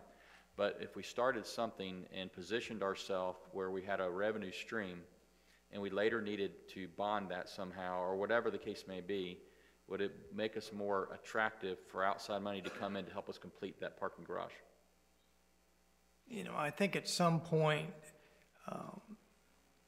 if you bond, if you use parking fees or parking revenues as the pledge to build a garage, and just for example, for sake of discussion, if you build a 500 space garage on the Marler site at $20,000 a space, that's $10 million. I mean, that's a lot of money. So if you're going to use parking revenues as a pledge to offset some of that debt, whoever loans you that money is going to want to see whether or not that revenue stream is proven. Sure. They're going to want to look at that. So, like what Ms. Ramswell hit on earlier about if we identify the revenue stream to be for parks, maybe some crosswalk attendees or things like that, so some funds, but also for maybe the lion's share would go towards, be set aside into an accumulating fund that will generate towards a parking garage of some kind. I mean, if it's $10 million to build, if we start getting 2, 3, whatever, maybe 5 or 7 years from now, whatever the case may be, does that better position the city in order to get this thing done quicker than later? Anytime you can demonstrate to a lender that you have a tried and proven revenue stream, you're going to help when you go into the financial market. Okay. It just, you know, any lender is going to want to see how are you going to secure it with the revenues. Okay, thank you, Mr. Cassell. Sorry to get off on a sidetrack. We do have a first by Mr. Foreman, a second by Mr. Wood, which is for city staff to come back with a plan identified at Marler lot. Is there any further discussion for Ms. Ramswell? Oh, what? And Mr. Wood. Oh, sorry. No, you're first, Ms. Ramswell. Okay. What other lot possibilities could we consider? I mean, or would be wise to consider? Are any of them used regularly on a large capacity or whatever you see what I'm saying? Yeah, the only other one we have is really is this Cyber Zerby one, and that's, the way it's configured, it's not, it would require quite a bit of work to get it to a point where you could meter it. I mean, really, you'd have to get the spaces identified so you could enforce it. That's why when the question was asked, the easiest one to put paid parking in is the Marlar lot. But we do have the one at Cyber and Zerby, but it is basically more of an overflow lot. What about doing all the ones at the beach access but not on 98? Like the 7 spaces at Shira, the 7 spaces at Hutch, or however many, I'm just guessing, but.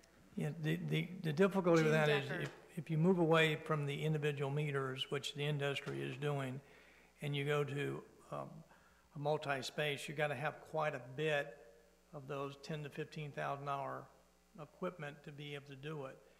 You don't want them to where somebody's going to walk a quarter of a mile to load up a meter and then come back. So that's the only difficulty of Scenic Highway 98 is how spread out it is. You got 6 or 7 spaces, and you walk a little bit, and you got 6 or 7 more spaces. That's the sporadic nature of Crystal Beach. Right, well, I'm also thinking those are the ones that are most utilized and most utilized by tourists. They're clearly utilized by tourists, but they're more of a challenge to meter because of how sporadic they are. All right, I'm pondering. Thank you, Mr. Ramswell. Mr. Wood? Disregard, okay. All right, well, we have a first and a second on the floor. Is there any further discussion? Seeing none, Mr. Wood? Just, we are bringing back a plan to discuss. We're not saying go meter Marlar parking lot. We'll bring you back a plan with the recommended per hour, the cost of that, and the cost of enforcement, and y'all can make it a decision up or down at that point. Thank you. Is that how you understand it, Mr. Foreman? Yes, I'm particularly interested in the technology and to see how you do it. I'm particularly interested in the technology and to see how you do it. We may move the dominoes around at some point in time, but at least we'll take the first step. Mr. Wood, you good with that? Good. Okay. So a first and a second by Mr. Foreman, second by Mr. Wood. Seeing more discussion, no more discussion, let's call the vote. Motion passes 5-2. Mr. Dixon, Mr. Braden, no. Okay. All right, next up, item number 15, Tarpon Street Beach Access and Associated Improvements Reimbursements. Mr. Casella? Yeah, this is an item, this was part of a project in the Crystal Beach area that was a Tier 3. The way this project was set out, that is, that the developer contributed I believe it was a 5-foot beach access, as well as constructed the beach access on behalf of the city. And the agreement was that if for whatever reason the project did not proceed as planned, the city would reimburse the property owner developer half of the physical cost, not the half of the cost of the value of the easement and the that we got for the beach access, which I think we estimated at the time to be approximately $350,000. So, so this basically would authorize us to repay the developer, property owner. I believe it's a little less than $23,000, $23,419.87, which is our share of the cost of building the beach access. All right. Thank you, Mr. Casella. City Council, recommend motion, comments, discussion. First up, Ms. Ramswell. I have a question, actually.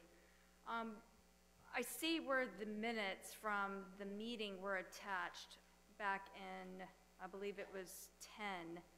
However, it doesn't address the fact that it said that there was an agreement for us to pay 50%. I can't find that anywhere.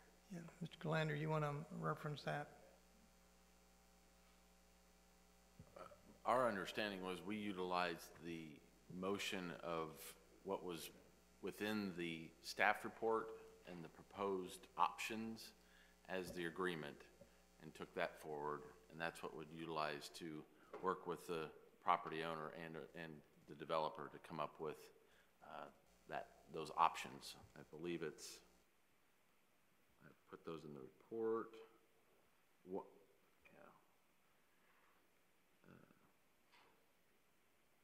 And associated improvements on page 1 of 3 to 2 of 3, those 5 options there were what was agreed upon as per the motion. But I don't have an agreement myself either, so, but that was what we utilized was the staff report and what the council approved at that point in time. Okay, because the minutes from that meeting are included, but they don't say the council voted, but they voted to allow them to go ahead and build and put in the public benefit. Nowhere in the minutes or in this document do I see where it says the city council voted to pay back 50% or any percent. In fact, under line item 5, it says to be determined later in a separate agreement.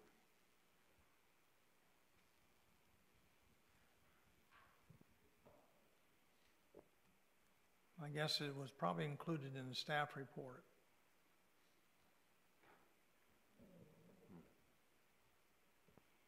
Can we see the staff report so that we can verify that? Because I mean, we're talking $23,000 to pay back, and I can't find anywhere where that was voted on by council and approved. Is that something that can be provided to council before they make the decision? Yeah, we can defer this to the December 7th meeting. Okay. City council, you all agree with that until staff can provide the further documentation? Mr. Dixon, if you have a comment, go ahead. Yes, I hate to see this get a little bit out of control, and the reason I say that is that we're basically paying $23,500 or a little bit less than that for a beach access, and I wish we could buy 20 for that price. So, you know, I really hate to see this thing, even no matter what, get delayed or whatever it may be. I would like to make the recommended motion tonight, and I understand what Ms. Ramswell is saying, but I do think that this is something that is so cheap for what we're getting, and I'll go ahead and make the recommended motion. I move the city council approve per the city's proposal agreement reimbursement of not more than $23,419.87 to Mr. Blossblickler from the city's recreation impact fee account code 151-57283.56-3000. Thank you, Mr. Dixon. There's a first. Is there a second? I'll second it, Mayor. Mr. Marler has a second. Sorry. Is there a discussion? We have Mr. Wood. I guess this question's already been asked, but is there a document that says we agreed to pay back half if the development did not get done? Yes or no? I'm looking at Mr. I do not know have the agreement. I have not seen that myself. So I cannot honestly say right now I've seen that. All right, but we utilized the motion from that council meeting to utilize what those 5 options are, and for that's what the developer went forward, and that's what staff utilized to finalize the getting that public beach access put in. I think I'm not sure there's a written agreement, but there's an understanding that the city council voted on that we would reimburse them if that project didn't move forward. Which is those things that you addressed Yes. here. So therefore, there is a document. I mean, that's in a document somewhere. It's in memorandum that when this item came to you. Okay. Mr. Wood, anything else? No. Okay. All right. Thank you, Ms. Wood. Next up is Ms. Ramswell. Thank you, Mayor. I'm just concerned with the appearance of impropriety. If I mean, I understand that's fantastically cheap for a beach access, and I agree with that, but it gives the appearance of impropriety if we're just agreeing to pay this amount when, by all appearances, we don't have it here tonight for us to look and see where the council actually reviewed and made that decision. I'm looking on page 7 of 11, and the actual motion made by, at the time, Councilmember Severs was to direct staff to finalize the proposed agreement to enable him to construct the beach access. And if, according to what Mr. Galander is stating tonight, then the terms of that agreement are on that previous page where it stipulates the 5 points. That would be page 1 and 2 of 3 at the beginning. And it says that the discussion regarding reimbursement would be determined later in a separate agreement, which implies there was no vote on that amount at that council meeting.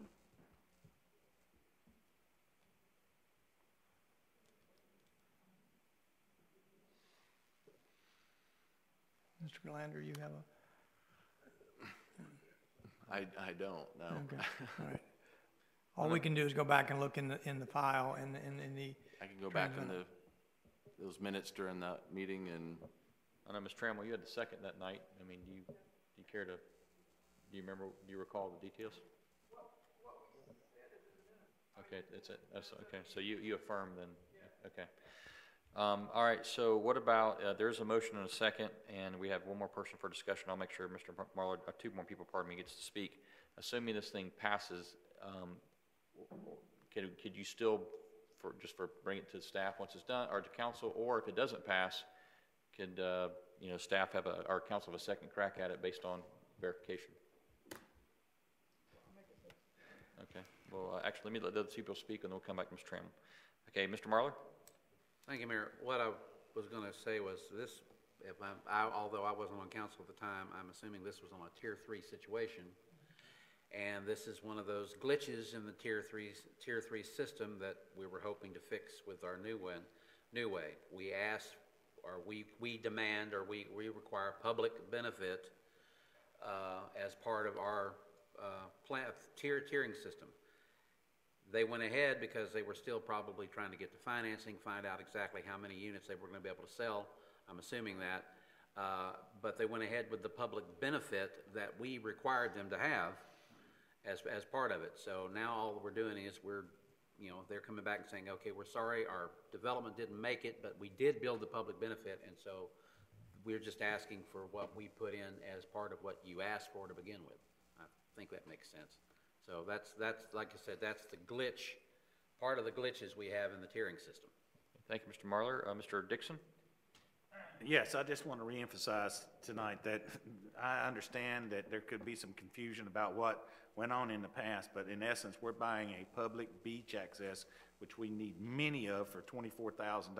I think we're crazy if we don't take this tonight. Thank you, Mr. Dixon. Ms. Trammell?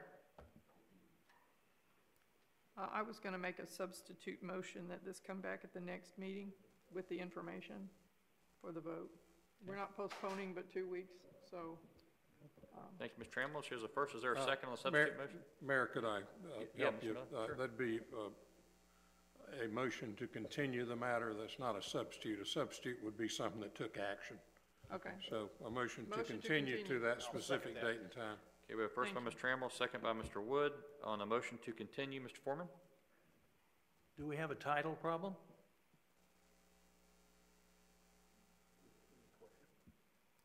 Is that to Mr. Shirley? Mr. We know it was built. We don't know who owns it, I guess. No, we have it. We have the easement. Yes, we have the easement. We have the easement given to the city of Destin. Oh, you have that? Yes. Oh, okay. Thank you, Mr. Foreman. Okay, we have a first by Ms. Trammell, second by Mr. Wood to continue to the second meeting.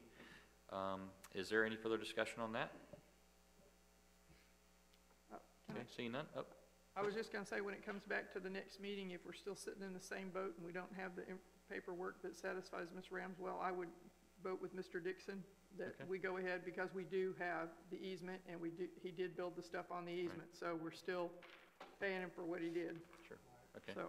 Thank you, Ms. Trammell. Okay, we have a first and a second. Let's call the vote.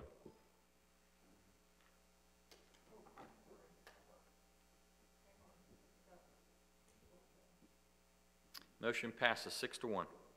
So we'll see that on our next agenda. All right, last item 16, city manager comments. Mr. Casella? As we said earlier in the meeting, we withdrew and anticipate bringing back the Heritage Park update on December the 7th. We've talked about several of these during council comments. The City Hall will be closed for Thanksgiving, the 27th and 28th. We did receive our Tree City certification, this week. As Councilman Marlar mentioned, we will have the Christmas tree lighting at 6 p.m. On December the 3rd at the community center. The Christmas parade will be December the 12th. I think we've made arrangements to have golf carts for each, the mayor and the city council. And then the Envision Destin is rescheduled for the first reading of that is 5:30 on December 16th. Just as a point of reference, we are meeting with FDOT. Several meetings ago, y'all had recommended a course of action relating to the 5 pedestrian crossings on Highway 98. We're meeting with them on Wednesday to talk through the logistics of those. They are of the belief that a number of those crossings may require the acquisition of right-of-way, and as a result, anytime you say right-of-way or need for right-of-way to DOT, that pushes them out 24 months, 18 to 24 months. So they pushed out the proposed 3R project from fiscal year 18 to 19. They are in agreement that if we can install some of these pedestrian crossings between now and summer season 16, they'll work with us. They would ask us to advance the funds subject to reimbursement because it is in their 5-year plan. So hopefully we'll have some direction for you on your December 7th meeting. But that is, we are working through those 5 pedestrian crossings and hopefully have some idea about which ones of those we can get installed with the right-of-way that we have or the property we have between now and your meeting on the 7th. That's all I have. Thank you, Mr. Casella. Mr. Dixon had one question of you. Mr. Dixon? Could you update us on the derelict boat issue? I know you have made some meetings, and I know the people that are out there that are basically talking to me would like to hear an update. I will be asking about this every meeting, just so you know. Yeah, we do have a meeting scheduled the first week in December with FWC, the locals, and they're going to bring their regional derelict vessel coordinator with them. And we'll, again, hopefully be able to identify you some different techniques that we have. A number of those boats, again, and we use the word derelict, a number of boats, those are not derelict. They're basically wrapped it up on either city property, at least in the harbor, or on private property of Noriega Point. So there may be different tools in the toolbox we deal with those. And there, some of them may truly be derelict, but that is a determination by the state. That normally takes 3 to 6 months, but after we meet with them, we'll be able to give you some directions, some ideas how to proceed. Okay, thank you, Mr. Casella. All right, that concludes the business portion of the meeting. Next up is comments from the audience. So any member of the public wish to come and speak about any particular item, you have 5 minutes to do so, and the floor is now open. Mr. Schuessler first. I'm sorry, then this ma'am. Ma'am, if he'll go, or Mr. Schuessler, you go first, and then then she can go.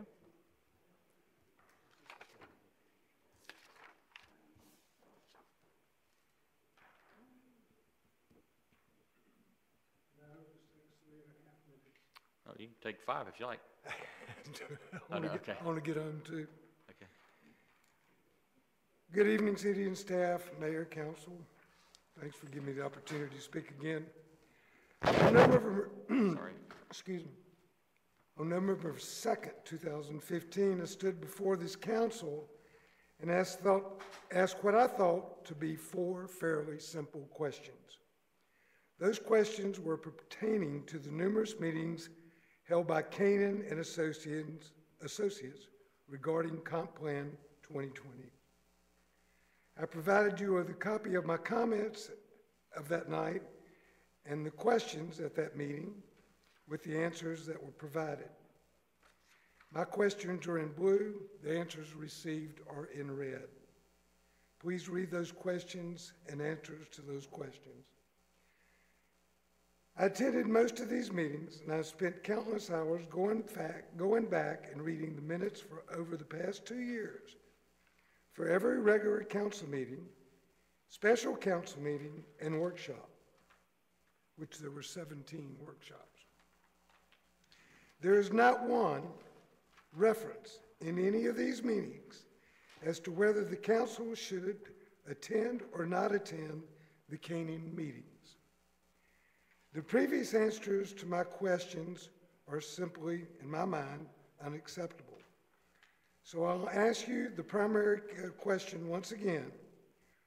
When was the decision made, and who made that decision for our elected leaders not to attend these meetings?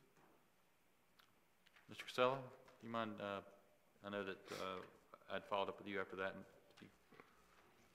Yeah, I think as you mentioned here in your letter, I was not here when the original changes were proposed to the comprehensive plan, so I was not privy to any of that conversation. During and I believe it was in that April-May timeframe, both the city manager, the city attorney, and I requested the city council as well as the local planning agency not attend the Canaan Envision Destin presentations that were being scheduled, that they would see this as part of their normal process as in the legislative fashion. So that was our recommendation to them. They were briefed by Canaan one-on-one, and they've been provided an opportunity to see all the recommendations from Canaan as well as the Envision Destin. Okay. Did the city council... Mr. Chairman, please, hit your mic. Excuse me, I'm sorry. Sure. But I'll give it this goes back before Canaan was ever here. Sure. This goes back to when Mr. Galander met with the developers down on the harbor and everybody else that had put in Tier 3 projects, and we were talking about public benefits. At that time, in a workshop setting, the discussion was Mr. Galander would meet with all the interested parties, and when he came back, they would present to us. They did present to us. The council then decided in that workshop and then later in a meeting, we didn't like that and we wanted to go farther and hire somebody. So it was really pretty much, and it's been standard operating procedure for me as long as I've been on this dais, that when we have public meetings, we just wait until we get the minutes, the movies, and everything else to watch that. But we don't attend. Okay. So did anybody specifically tell me that? I can honestly say the only person that ever specifically told me that was Mrs. Eustick. Okay. Back when we were talking about Chapter 1 beginning. Understood. Now, we did get the information from Mr. Casella and our attorney, but we essentially decided that as a council in that little not visioning session, it was a workshop, a little workshop back when Ms. Eustick was here, that Mr. Galander would meet, and then they present it to us, and we decided we didn't like it, so then we wanted to go hire somebody. Okay. So. And, oh, I understand that. Thank you, and I might have some more questions at a later time. Okay. I know you will. Thank you. Appreciate it. Thanks, Mr. Schuster. Appreciate it. Yes, ma'am?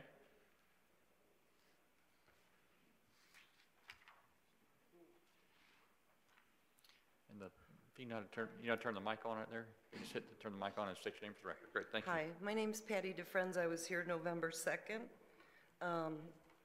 advising the city council that the fire department had voted to discontinue automatic full paramedic advanced life support response on every ambulance EMS call.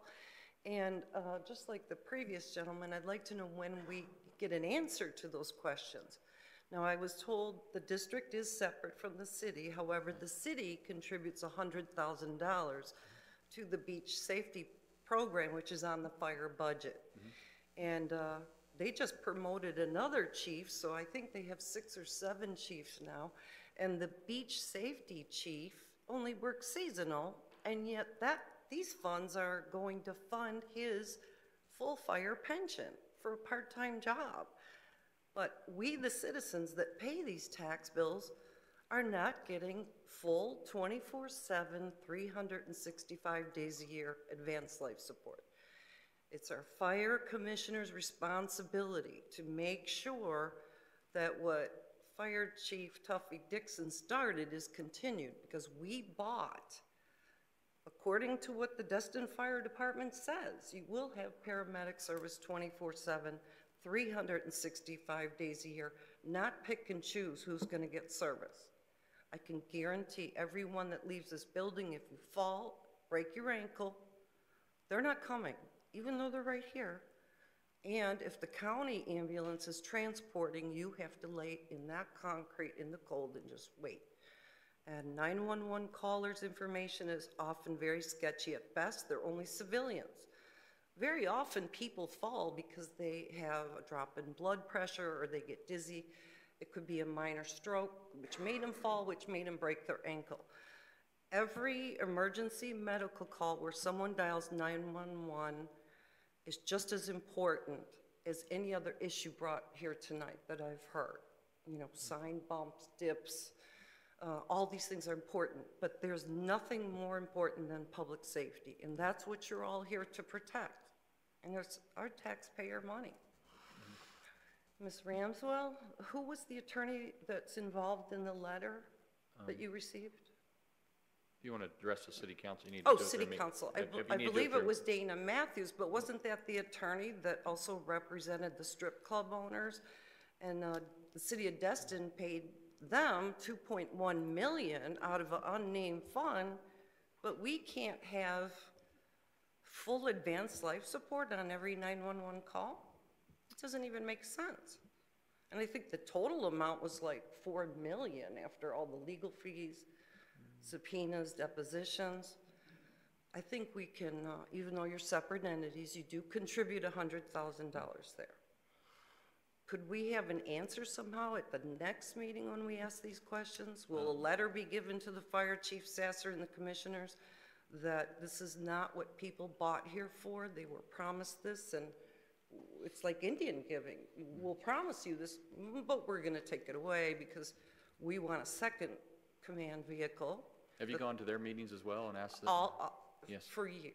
Okay, because I mean, obviously our 100,000 obviously doesn't fund but a very small part of their budget. I don't know if we're restrictive in our funds and we give them, we just partner with them for the beach part. I mean, clearly Mr. Sasser comes here, he can update us however he feels led, but clearly, as you noted, they're a separate taxing district, and if you're there bringing, I mean, I assume they're giving you a response to your questions when you're bringing it up for them, for that's their budget.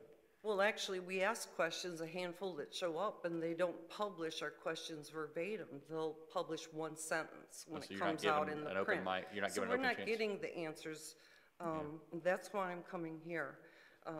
Sure, Mr. Dixon, please. I'm sorry, I don't mean to interrupt. No, May please. I answer the question about the $100,000?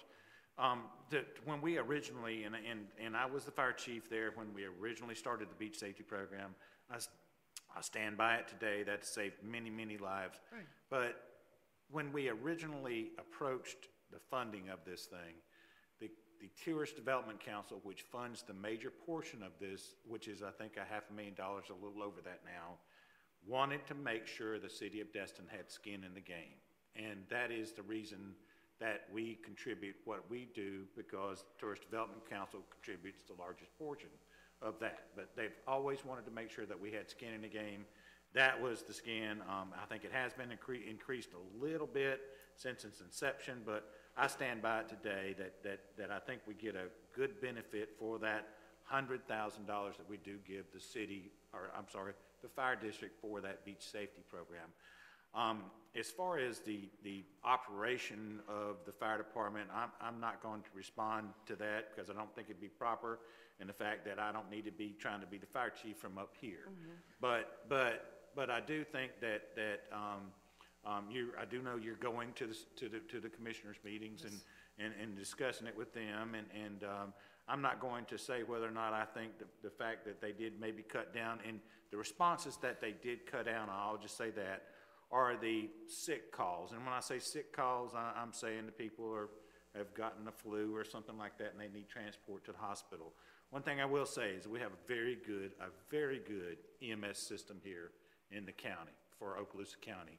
And they do a very good job of transporting, but I'm not going to address or wouldn't even start to address some of the issues that could be what you're seeing and things like that, because I don't work there anymore. And I think for this body to try to tell the fire department how they should operate is like the city of Fort Walton Beach almost telling us how to operate. And it's two complete entities. I realize it's in the same area, but it's two complete different entities. And as long as we don't have people that are basically proven to be dying from these things, and I don't really know how we're going to get involved in them. You know? Well, there has been people that was called in on basic life support that ended up cardiac arrest. Yeah. And if you're contributing $100,000 for visitors' beach safety, so the Destin residents that actually pay the taxes have to come in second place and don't deserve that door-to-door service, that doesn't even make any sense. It's almost 2016. And the county does have one EMT and one paramedic off-season. You need 4 to run a full arrest to be effective and have a positive outcome. I just would like, if you're contributing $100,000 for that, and can you intervene somehow so that we can restore advanced life support 24/7 to anyone who's a taxpayer that calls 911? Well, that is, Mr. Marlowe's a question of you again, but as Mr. Dixon stated, all you can do is keep going back to them. We can't tell them how to run their operation. That's your right to go before them, and hopefully they'll take your question at some point in time. Well, it doesn't go anywhere. So can the city absorb the fire department like other departments? No. Is it something you could look into? That is something that the city council wants to. The city council could opt to look into it. But that's a council, they're the legislative body. Like public works. Wait, Mr. Marler has a question first, okay. and Mr. Marler, go. Are you aware, you are aware of that the fire commissioners twice have put raising the millage rate they get on voting, and they've both been voted down twice? Yes, and they spent $44,000 each time, and 2 of the commissioners were opposed to it, so the public was confused. And there was another person who actively went out and told people it was going to go straight up to the highest rate and did not inform the people it was regulated in small amounts so they wouldn't have to come back for a referendum. Well, see, you're caught in that same problem that we have each year. We have to, when we do our millage increases, it's the same thing. If the voters say no, then, that's back on the voters. I realize Right. they had problems, but what I'm saying is that They didn't understand it. what the mayor's trying to say is, we can't absorb something that we don't control, and if we controlled it, we wouldn't know what we were doing either at the time. I think your best bet is to still keep talking to the commissioners. Well, that really gets But, nowhere. we can have Mr. Casella check into it, yes. Could you see, and just for an example, one city, small Because like we've gone that- over, I want you to make sure we have the dialogue, because we've taken a lot of your time up. I just want to be honorable of your time. If the council's got questions, which I think a couple have more questions to ask you, I just want to make sure we get, so she has a chance to respond to. Well, as far as taking over the fire department, let me say the voters voted in that fire district as is, and the voters voted in the city to be a city. And so basically, for the fire district to come with under the city, the citizens would have to vote to abolish that fire district and then give the taxing money to the city. And I got to tell you, I just don't think that that's necessary. I think that what you're doing is good. You're going and talking with them and trying to get them to see things your way, but I just don't think it rises to that level. I just don't think it rises to that level. Well, I'm in the understanding that we have to file a certificate of need, and then, like South Walton did, they have 40 ambulances in their fire station. Let me say this. And the tax money would go to the city instead of the county. South Walton was forced into doing what they were doing because of the ambulance service they had at the time. Their ambulance service at the time, and I'm not saying now, was not what it is today. They were forced into doing that because of the responses that they had, and so that's the reason South Walton did it. When we originally established advanced life support paramedic program in Destin, it was to get automatic life support there as fast as possible, and I think they're doing a great job. But, you know, as far as to transport patients, you're talking about a whole different world there. And I do know what you're saying, but, you know, it's not as easy as, you know, certificate of need will never be given by the county for this or anything else. And you're talking about something that's working well as far as the transport, but you're talking about the actual response for the fire department. So I think there's a lot of things that need to be worked out, but I don't think that we're gonna be the ones that be able to do it for you. Somebody has to do it, even if we have ambulances in station that can be Mr. given by Dixon. Yeah, FEMA all right. grants. Thank you, Ms. Amos, I'm so sorry. Oh. We've gone way over time, I apologize. Oh, I'm And sorry. I appreciate your time and the exchange you've allowed us to have, but we definitely encourage you to keep going back to the commissioners and talking to them. Okay, Thank you, Ms. Mayor, I appreciate your time. Okay. Next? Yes, sir? Oh, sorry. Oh, he's come. Mr. Wu?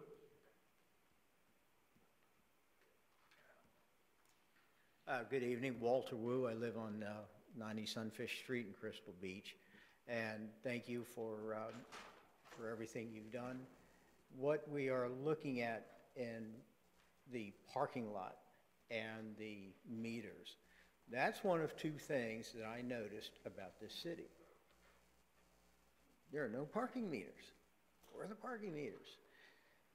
We really didn't need any until probably now, because the city's starting to get very crowded, and then with the addition of the parking garage, we're going to need some funds for that. But I don't think parking meters on Crystal Beach area or anywhere on Scenic Highway 98 would solve that problem. You can't control the traffic now. You're not going to be able to control the traffic when they put the meters in. You've got cars parking all sorts of which way, up and down Hutchinson Street, Sherrar, anywhere they can find a spot, they're going to park. A couple of cars have gotten stuck up to past the hubcaps. That's how bad parking is right now. So you put parking meters in a limited spot already, then you're going to create more problems, because they're going to find that coming down to our street, which is the last street between Tarpon and the park, they're going to come down our street, as they are now, and park. You're going to need more police enforcement of the parking rules, which there are none. They're allowed to park on our street, whether it be over the line on someone else's property. They're allowed to park there. They're allowed to park the way they are on Hutchinson Street, and where they're all which ways up and down all over the other streets right now, because those are the only beach accesses besides Restaurant Row.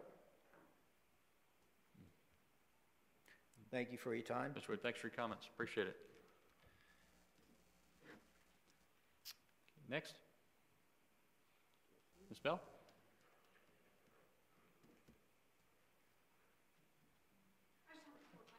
Sure. Can you hit the mic? Can you hear me? Yes. Okay, so I just have in reference to the parking lot. Okay. So there was a suggestion of a pilot program, but won't that cost money for the meters? And if they're $10,000 to $15,000 a piece and it's just a pilot program, can they be returned if we decide not to use them? We don't, I guess we'll find out when we get the thing. That's okay. Obviously, we didn't vote on it. That was just one of my thoughts when I was No, in the yeah, back sure. there. So now we have a possibility that the workers that don't live here, because only 18% of the population is a permanent population, the people that work here have to pay the toll to come over the bridge, and now they're going to have to pay to park. Just a thought. Right, yeah, if the council approves it, I mean, that would be, and they choose to Right. park So now they have there. to pay to drive here, and now they have to pay to park. Just throwing it out there. So there was some conversation about how we have to pay when we go to different cities and such, which, yes, I've been fortunate enough to pay $100 a day to park somewhere. But outside of that, those were private parking lots, and we're talking about a public parking lot, specifically the Marlar parking lot. So haven't we already paid for that parking lot with our tax dollars? So that would be my next statement. And then my last one in reference to that is in reference to the Cybert Derby parking lot. If it needs to have all these improvements made before parking meters can be put in, doesn't that basically give the Emerald Grand employees free parking while the employees down at the other end of 98 have to pay to park at the Marlar lot. That's all I have to say about that. And then I only have one last, two things on the public meetings for Envision. So it's my understanding, and I wasn't here, that's not when I was participating, but we had to beg to hire the outside firm known as Envision. I'm sorry, Canon. We didn't beg them. And then Okay, I said I wasn't here. That was just a statement that was made to me. But I did attend the LPA meeting on November the 5th, and Mr. Link, who was in charge of that meeting, stated several times that he was not allowed to attend those meetings. Not allowed is a different word versus people who make a decision for everyone else. And then the last thing is when has there ever been a public workshop where council was not in attendance, other than the Envision public meetings? Thank you, Ms. Bell. Appreciate that. Okay. Next. Mr. Tadlock. Honorable Mayor and Councilors, Guy Tadlock again. You know, I think that it's certainly it's a challenge for all of us right now is to kind of get our arms around the comp plan and hopefully get everything as close as we can to meet everybody's expectations and get it back to the council and get it approved and get it on its way. But I think there's a lot of disappointment, and I just caught part of the discussion just a few moments ago. But maybe a question that I'd like to ask is, you know, right now, the council, you represent the people. We elect you, you're our constituents. I mean, we're your constituents, and we give you inputs. And then you're the policymakers, and you present that to city staff for execution. If we've learned anything from what we've just gone through, if we do this again, would you guys attend those meetings? I mean, from what we talked about, I mean, and I'm standing before two gentlemen over here that really made it intimately clear that the public needed to get involved, get engaged, stay involved. And we did in the Canaan plans, and then somehow that link was broken. And that's kind of what was discussed a little bit earlier tonight. So my question is, if we do it again, would you guys be attending the Canaan meetings? Mr. Foreman, you want to try? Sure, Mr. Foreman. My understanding of this is that if I attend a meeting at which you have a workshop and I'm on the city council, everybody's going to focus on me. We won't be equal in that meeting, and I'll give you some examples of that. A long time ago, when I first came on the council, I wanted to attend committee meetings.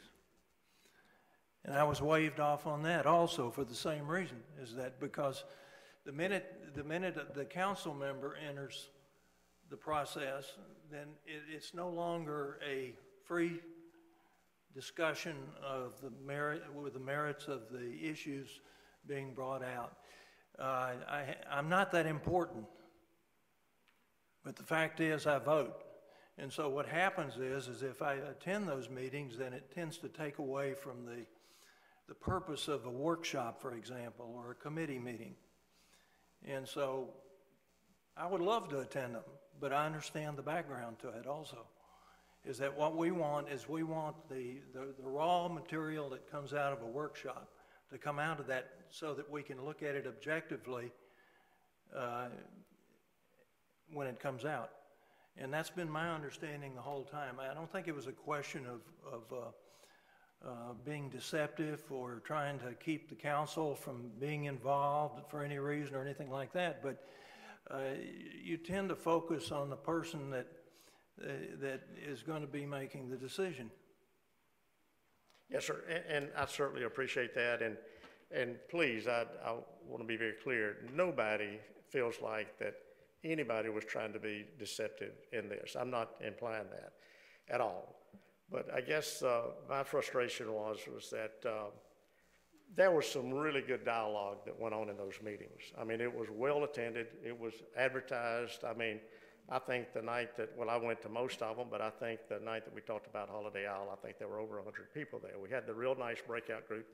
Cana did an excellent job in getting the public to participate. And it was exciting. I mean, there was some energy there that night. People were, by golly, people were participating. They were getting their voices heard. The flip charts on the wall. But you guys missed all that. You missed that. And then what you got from that was somebody's interpretation and what they could do legally or whatever. You missed, I thought, one of the best things that's ever happened in this city. And then when I go to the LPA meeting, and, you know, there's many people who stood up, made the same presentations they've made before. And it was a very good presentation that Eliza gave. It's one that we've all seen many times. And then the people on that committee, they were remiss that they didn't get to attend these meetings. But the other thing that happened at that meeting was, I mean, they were handed like 2 or 3 days before, the same thing that you've looked at many times, 150, 170 pages of documents. And they hadn't had a chance to read them. And basically the chairman said, there's no way that we can get through this tonight. We're going to have to split this up and look at it over several meetings. Well, after a little bit of encouragement that they would be missing the deadline and stuff like that, they went ahead and said, don't worry about holiday hour. We're going to be working on that on the side. Don't worry about some of the errors. That's going to be fixed. But we need to get this through. It got voted on and it got approved unanimously. And those folks didn't have the benefit of going to the meetings, and they really didn't have the benefit of other than listening to a handful of people, and then and not having an ample time to study a pretty significant document. So I'm sitting here and I think we kind of missed the function of the LPA as well. So my simple question is, if we have to do this again, and if we learn about these things, the next time around, with the city council, be at these meetings. Obviously, I think it's something that we would probably seek counsel on whether we should go there, if we're going to prejudice the situation or not. But the council can decide at that point if they want to participate, or with the guidance of the city attorney, they can decide if they want to participate or not at that point in time. Well, but if you're sitting there, client blunt, and say, no, I'm not going to attend, then the public's wasting their time. Thank you. Thank you, Mr. Tadlock. Appreciate it. Next. Ms. Ramsdell, sure. I actually did choose to attend the LPA meeting because I knew this comp plan is obviously exceptionally important. So I went and sat in the back and listened to the meeting. And as Mr. Tadlock just mentioned, there was repeated talk about a deadline. We're in a hurry, we're in a rush to meet this deadline, time is of the essence, etc. And I'm just curious, what is this deadline? Mr. Casella? If you recall, back when you engaged the planner, your goal was to get it complete by the end of 2015, early 16, so that would not, my reading of what y'all said, you didn't want what occurred in 2013 and 14 to happen again. So that's the guidelines, and that was the schedule that we've mapped out when you engaged these folks back in the March, April timeframe. It was your schedule based on that discussion. So it's a self-imposed deadline based on the election. It was a self-imposed deadline that the city council wanted to get accomplished as part of that, getting the chapter 1 complete. Sure, Mr. Marler? This is my understanding. First off, having been seated on this council twice before, if we attend meetings where we have advisory committees or we have the citizens as a whole, our decision can be convoluted. In other words, we may say, hey, this person over here has got the great idea. That's the way I'm going to vote when it comes to council. If we do that, then we are not giving the citizens a service. If you remember my speech from last time, I have to look at the needs of everyone, not just a few people. I agree with Mr. Tadlock on some things. It was a great thing. Maybe we should have gotten the whole picture instead of the condensed version that we got. But the one thing is that you elect us to make a decision based upon all the information and not just one or two persons or a group's version of what goes on. And we went through a complete process to hire the people that we had do it with Canaan. We did not take them, you know, we went through a whole process. Some of y'all were actually here when we went through that process. But the one thing I learned from also being on those committees, some of those committees, I was on the several committees, is that when a council member shows up, you tend to not want to say what you want to say, and then the council members are going to get everything you say. But the biggest thing that I'm upset about this whole matter is that it's all become so convoluted. I mean, we went through this process back when I was previously on council, and it took, I mean, we did a 2010 plan, and we didn't approve it till 2005. Now we're 2015 approving one for 2020, which was supposed to have been started way back in 2010. And so that bothers me a lot, that we keep going through this whole process over and over again in the means that we are. And as far as what Ms. Ramswell is saying, I don't want to see, I mean, it doesn't matter whether myself or Mr. Dixon decide to run for re-election and we get back on this board, there's still going to be two other members of council who may not agree with everything that we've tried to do here and start the whole process over again, and then we got to start back from square one. That's the basic reason to try to do it before the elections. Yes, the election cycle unfortunately makes part of this issue in one way. We got to get it done. But do we want to sit here another 2 or 3 years? I've been here since 2012. We've been talking about this since 2012. Now it's almost the end of, almost going into 2016. We haven't done anything yet. We can't even get it to the state yet. Do we want to go backwards again? And that's why the reason that we try to get it done before the next election, because we may have 4 other people up here, and that's the majority of a majority vote, who may decide that they don't like anything we do, and then we got to start back again. Is that where we want to go, or do we want to go forward and try to do the best for this city? That's the reason for that. And I mean, I'm hoping the public will understand. We're not trying to push anything. We're not trying to hide anything. What we're trying to do is be as fair as possible for everybody. Not everybody is going to get everything they want, but if they get the best deal possible, in a sense, and the thing with the beach access just a little while ago shows we had a flaw, and we had some flaws in the tiering system. Okay, so we're trying to fix that flaw by changing the way we do development. We can't do that if we have to start back at square one all over again, because we started this and we thought we had it all together with a formula that we were going to use that everybody seemed to be happy with, and then all of a sudden, well, we weren't at that meeting, so we don't like it, so we want you to start over again. So that's why we hired the consultants we hired to go out and be fair. Let all the people talk, not us. As Mr. Foreman said, if we show up in the room, it's like we're the elephant in the room.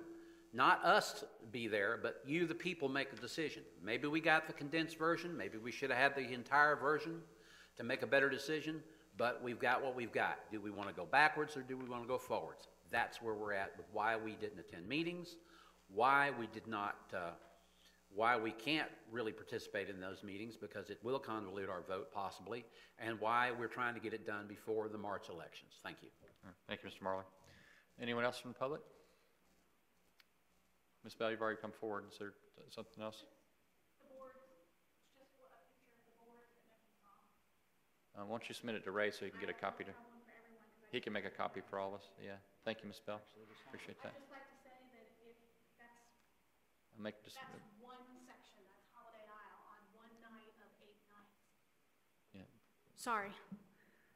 Well, and I understand. I just, right. Those are the boards. And that way we all get a copy of that, right? Because if I remember correctly from what I saw from the, what was presented by, to you guys, was there were a few slides that represented what we spent 8 nights talking about. Let me correct the record. Everything on Envision Destin, every one of the nights were videotaped. Correct me if I'm wrong, Doug.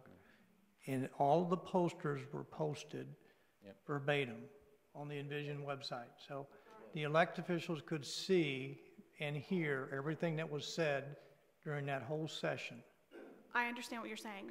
The gentleman the other evening, Mr. Link at the LPA meeting, maybe he was the only one who was told that. He was told not to look at them, not to do anything. He was not told. He was told not to attend the meeting. If you recall from that meeting, two of the board at I the understand. did say they listened to the Envision, they participated and watched the council meeting, so they were ready to vote. Those were two of the 6 that were there. Mr. Link chose not to, but he was not told he couldn't listen to the Envision Destin. Only 3 of the 6 spoke, so I really don't know about the other 3 gentlemen. Thank you. Thank you, Ms. Bell, appreciate it very much. Okay, anyone else? Ms. Ramswell? I just wanted to follow up with what Councilman Marlar said. I understand the concern with the election, and nobody wants to have to start a process entirely over. But the talk about the deadline very much bothers me, because the way it was presented at the LPA meeting was that it was not a self-imposed deadline. These folks were pressured. And I'm not joking. Please, I encourage you all to review that video and see it. They were pressured into changing their minds that they spoke at the beginning of that meeting. And don't take my word for it. Please watch, or you can't watch the video, it's the audio. Listen to the audio. You know, with the elections looming, if the process, there's respect for the process, if it's straightforward, there shouldn't be a problem with a turnover in the election cycle, because the process should have been to the point where everyone understands it and they have faith in it.